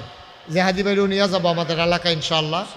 আপনারা আমার দরবারটা 18 একর জায়গার উপরে, 1800 শতক জায়গার উপরে আমার একটা কমপ্লেক্স, 10টা প্রতিষ্ঠান। আমি আল্লাহর খাস মেহেরবানি, আপনারা যেমন একটা মসজিদ করতে চান, আমি একটা মসজিদ অলরেডি শুরু করে আল্লাহর খাস মেহেরবানি একতলার ছাদ হয়ে গেছে। আমি দোয়া নিয়ে গেছিলাম যে আমার মসজিদের ছাদের ঢালাই হবে। আমি মসজিদের ছাদের ঢালাই পর্যন্ত পৌঁছতে আমার লাগছে 3.5 কোটি টাকা। কয় কোটি? আমি যে মসজিদ করতেছি এই মসজিদের নিচতলায় হইল হাসপাতাল, দোতলায় 3 তলা হইল মসজিদ। একসাথে নামাজ পড়বে 6,000 লোক। কয় হাজার? 600? 6,000 মারহাবা কয় না রে। নিচতলায় হাসপাতাল, 19,000 স্কোয়ার ফিট। আমি যে একতলার ছাদ দিছি 2,000 বস্তা সিমেন্ট লাগবে। কয় হাজার? 2,000 বস্তা সিমেন্ট। 3.5 কোটি টাকা খরচ করছি। আমি দিছি মাত্র 25 লাখ। আমি ব্যক্তিগতভাবে 25 লক্ষ টাকা দিছি, আর হইল 3 কোটি 25 লাখ। কোথেকে আসছে? এই যে মোবাইলে, বিকাশে, নগদে, রকেটে, মালয়েশিয়া গেছি, তারপরে গিয়ে সৌদি আরব গেছি, ওমান গেছি, কত জায়গাতে যে পৃথিবীর যেহেন বাঙালি আছে, বাংলায় কথা কয়, সব দেশ থেকে টাকা আসে। আপনাদের জেহাদ হিসাবে টেহাও হেন আছে। আপনারা এই যে দাসের দিয়ে আতাউল্লাহ নেয়াজি, উনি উনার টেহা আছে, কত মানুষের টাকা যে ওইটাতে আছে। এই কিছুদিনের পরে ইনশাআল্লাহ আবার দোতলার ছাদ হয়ে যায়। মারহাবা বলবেন না? এটা আটকায় না, এটা আটকায় না। আমি রাস্তাঘাটের ডাইক্কা গাড়ি দাঁড় করাইয়া জোর দৌড় দিয়ে এসে হুজুর 500 টাকা টেহা। আমি গাড়ি দিয়ে যাইতেছি, রিক্সাওয়ালা আমার গাড়ি নাগেশের হুজুর, হুজুর আমি 50টা টাকা আপনার মসজিদে দিয়া শরিক হই। এমনি না হইলে আমি 3.5 কোটি টাকা পাইলাম কই? মার হাবা বলবেন না? না, বিশাল এক মসজিদ, কত বড় সুন্দর কথা আল্লাহর নবী কইয়া রাখছে। খালি দৌড়াদৌড়ি করে না, আডাআডি কোনো কথা কইতাম পারি না, আপনারা আডার লাগিয়া। কি কইছে শুনছেন? আল্লাহর নবী কইছে মাম বানা লিল্লাহে মসজিদ বানাল্লাহু লাহু বাইতান ফিল জান্নাহ। যেই ব্যক্তি দুনিয়ায় মসজিদ বানাবে কি মানে আস্থা মসজিদ বানাইব নাকি? না, 5 টাকা দিব, 2 টাকা দিব, 100 টাকা দিব। যে ব্যক্তি এরকম দিয়ে মসজিদ বানাইবো, শরীক থাকবো, বানাল্লাহু লাহু বাইতান ফিল জান্নাহ, আল্লাহ তাবারক ওয়া তাআলা জান্নাতে তার জন্য ঘর বানাই দেবে। আপনি কয় টাকা দিয়ে জান্নাতে ঘর বানাইবেন? ঘরের নমুনা শুনবেন? এখনো তো সব ইটের সিমেন্ট দিয়ে প্লাস্টার করছে, আর জান্নাতের ঘরের নমুনা হইল ওয়ালের ভিতরে যে ইট গাচ্ছে প্রথমটা স্বর্ণের। সুবহানাল্লাহ না তো? এরপরে একটা রুফার, এরপরে সব মাটির ইট শুরু হয়েছে নাকি? আরে না, পরেরটা আবার স্বর্ণের। এবার বুঝো এই ঘরের দাম কত? সুবহানাল্লাহ কয় না? হেই ঘর আল্লাহ আমরা লেগে জান্নাতও বানাই দিব আমরা যদি মসজিদ বানাইতাম পারি। আপনারা মসজিদ আপনারা সবাই সানন্দে খুশি মনে দিছেন, আমার একটা নিজের ওয়াদা যে একটা লোক যদি আমি কোনোখানো পাই আমার মসজিদের কথা আমি বলবই। এখন রিক্সাওয়ালা পাইলো, আমি রিক্সা তুলছি 10 টাকা ভাড়া। আমি জিজ্ঞাসি, ও তোমার কাছে আর টেহা আসেনি? কয় না হুজুর, আপনি প্রথম ভাড়া। আমি তারে 15 টাকা দিছি, দেওয়া গেছি 10 টাকা ভাড়া, আর 5 টাকা তুমি আমার মসজিদও দাও। সুবহানাল্লাহ না কেন? এতে কয় হুজুর আপনি মসজিদের কথা শুনছি তো। আমি 5 টাকা দেবে না, তখন তার 10 টাকা ভাড়া দিয়া ওই আমি তারে 5 টাকা ভাড়াই দিছি, 5 টাকা দাও। আল্লাহর ঘর মসজিদ, এটা বিশাল একটা স্থাপনা, মুসলিম বিশ্বের এক অনন্য নিদর্শন। আপনাদের মসজিদে আপনার লক্ষ লক্ষ টাকা দিছেন, সিমেন্ট দিছেন, আরও দেবেন। কেউ যদি মনে করেন যে হুজুর নাগাইশ দরবারে এত বড় একটা মসজিদ হবে, আমি এত তো পারবো না, সামান্য কিছু দিয়ে শরিক থাকতে চাই, মোস্ট ওয়েলকাম, আহলান সাহলান মারহাবা। আপনি শরিক থাকেন, আল্লাহ ডাইল্লা দেবেন, নিয়ে কুলাইতে পারবেন। আপনি 2 টাকা দেন, তাও তো বলতে পারবেন যে আমি 2 টাকা দিছিলাম, সমস্যা কি? না দেউন তো আপনি ভালো, আপনি 2 টাকা দেন, আপনার 2 টাকায় মসজিদ হবে না।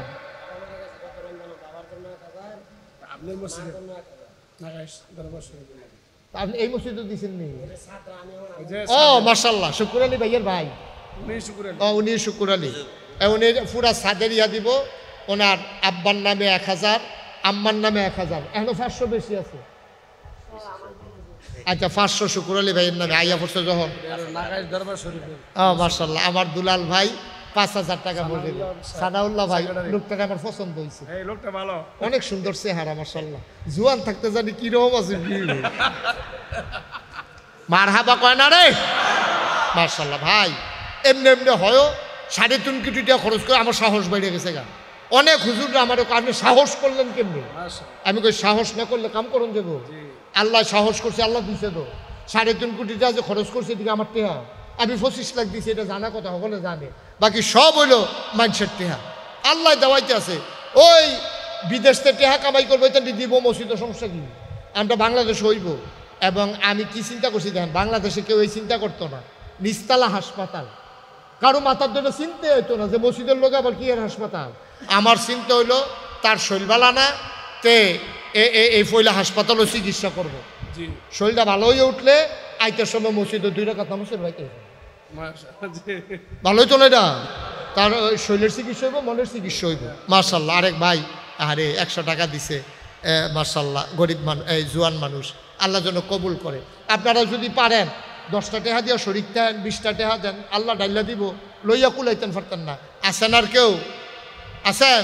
10, 20 টাকা, 50 টাকা, 100 টাকা, এই 2-1 জন যাও, তোমরা 2-1 জন একটু উঠো, যাও দেখো, ওই যে ভাই, আমার আরেক ভাই মাশাআল্লাহ কিছু টাকা দিছে, আল্লাহ তুমি কবুল করে। এই টাকাগুলো শাকিল, এই টাকাগুলো সরান, একটা রুমালে লন অথবা ব্যাগে লন, সুন্দর ডাইল্লাতে রেখো,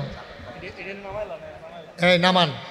মাশাআল্লাহ, এই এখন দোয়া হয়ে যাবে, শেষ ভাইয়া, পারলে দেন, না পারলে নাই, টাকা এত জরুরি না। হ্যাঁ মাশাআল্লাহ, আমার আরেক ভাই মাশাআল্লাহ 1000 টাকা দিয়েছেন। হ্যাঁ মাশাআল্লাহ, আমার আরেক ভাই দিয়েছেন 100 টাকা, মাশাআল্লাহ, আরেক ভাই 500 টাকা দিচ্ছে। আচ্ছা মাশাআল্লাহ, নেন মাশাআল্লাহ। আমরা এখন দোয়া করবো ইনশাআল্লাহ, দেন যারা পারেন দেন, ওই ছেলেরা আসছে, যা পারেন কিছু কিছু দেন ইনশাআল্লাহ, ইনশাআল্লাহ আল্লাহ বরকত দেবে। আমরা সবাই মিলে দোয়া করি, সবাই। মাশাআল্লাহ, মুস্তাক আমার নামে নাম, মাশাআল্লাহ, 2 বাচ্চার জন্য 200 টাকা, আল্লাহ তুমি কবুল করো। জি, আমরা এখন সবাই দোয়া করব। দিছেন 10, 20 টাকা, 50 টাকা, 100 টাকা নাই, দেন না, আসেননি, দেন, আল্লাহ দেবে, মসজিদও দিলে কমে না। হ্যাঁ, রফিকুল মোল্লা আপনাদের এই শালমদি মসজিদে 5000 টাকা, বলেন মারহাবা, মাশাআল্লাহ মাশাআল্লাহ। হ্যাঁ আচ্ছা ঠিক আছে, এটি এই মসজিদের, এটি কোন মসজিদের? আচ্ছা ঠিক আছে, মাওলানা জহিরুল ইসলাম 2000 টাকা শালমদি, মাওলানা জহিরুল ইসলাম শালমদি নিবাসী 2000 টাকা, আল্লাহ যেন কবুল করে, সবাই পড়ি আমিন।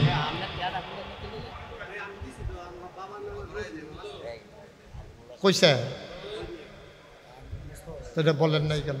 মনে করছে আমরা কই জানি 10 দাও না,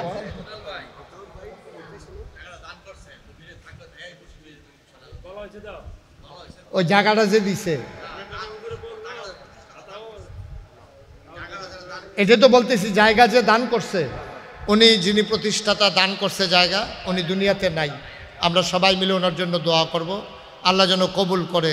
সবাই পড়ি আমিন, আল্লাহুম্মা আমিন। রব্বানা যালামনা আনফুসানা ওয়া ইল্লাম তাগফির লানা ওয়া তারহামনা লানাকুনান্না মিনাল খাসিরিন।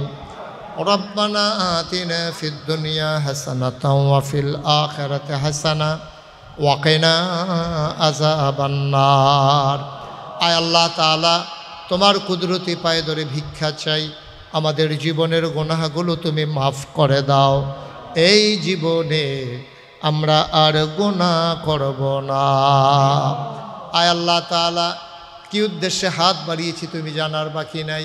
আয় আল্লাহ, তোমার ঘর মসজিদ বিনির্মাণে যারা জায়গা দিয়েছে, জায়গা যারা দান করেছে, মানুষটা দুনিয়াতে নাই। আয় আল্লাহ, এই জায়গার বিনিময়ে জান্নাতে তার একটু জায়গা দিয়ে দিও আল্লাহ। আয় আল্লাহ, আজকে যেমন করে আমি হাত বাড়িয়েছি, সবাই মিলে দানের হাত বাড়িয়ে দিল, সবগুলা দান তুমি মাওলা কবুল আর মঞ্জুর করে নাও। সবার মনের ন্যাক আশা পূরণ করে দাও। আব্বা আম্মা যাদের কবরে, আব্বা আম্মার কবর জান্নাতের টুকরা বানাইয়া দিও। আয় আল্লাহ তাআলা, যাদের আব্বা আম্মা বেঁচে আছে, দীর্ঘ দীর্ঘ ন্যাক হায়াত দান করে দাও। আয় আল্লাহ, তোমার কুদরতের মাধ্যমে তুমি মাওলা মসজিদটাকে সমাপ্ত করার তৌফিক দান করে দাও। ও মাওলা রব্বে করিম, আমি গুনাহগার গোলাম, আমি আসি আর না আসি, আমি থাকি আর না থাকি, তোমার কুদরতের মাধ্যমে এই মসজিদের কাজ সমাপ্ত করার তৌফিক দান করে দাও। আয় আল্লাহ তাআলা, যত মানুষ দানের হাত বাড়িয়ে দিল, আমার মা বোন থেকে শুরু করে আমার বাবারা, আমার ভাইয়েরা, আমার কলিজার টুকরা যুবকেরা মাথার ঘাম পায়ে ফেলে এই মাহফিলের জন্য, মসজিদের জন্য যারা পরিশ্রম করতেছে, মাওলা সবাইকে তুমি মাওলা কবুল আর মঞ্জুর করে নাও। আয় আল্লাহ তাআলা, আমার আদরের শাকিল যুবকেরা আমার আনার জন্য দৌড়ে দৌড়ে আল্লাহ ওই ফেরিঘাট ওই পারে চলে গেছে, মাওলা তাদের এই দুনিয়ার মহব্বত কিয়ামতের ময়দানে আমাদের জন্য নাজাতের উসিলা বানাইয়া দিও ইয়া রাব্বাল আলামিন। আমরা সবাই তোমার কুদরতি হাতে সফরদ হয়ে গেলাম, তুমি মাওলা সবার জামিনদার হয়ে যাও।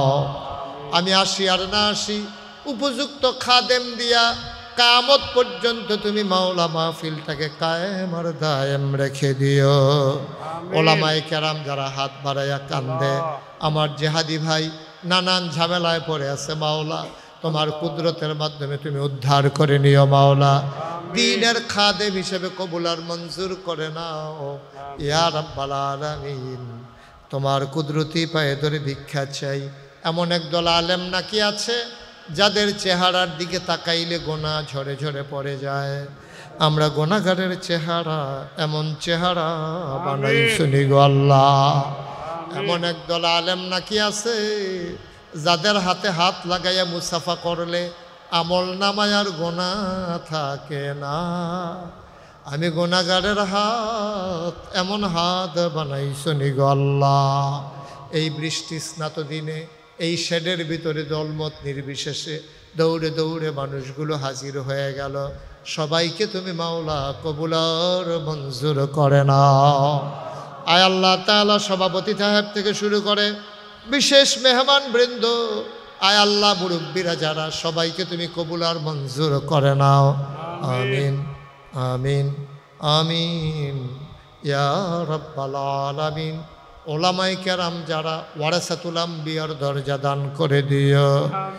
আমি আবারও চাই তোমার কুদরতের মাধ্যমে মসজিদটাকে তুমি কবুল আর মঞ্জুর করে নাও।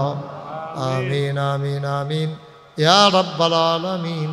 বিহাক্কে কলমায়ে তয়্যিবা লা ইলাহা ইল্লাল্লাহু মুহাম্মাদুর রাসূলুল্লাহ।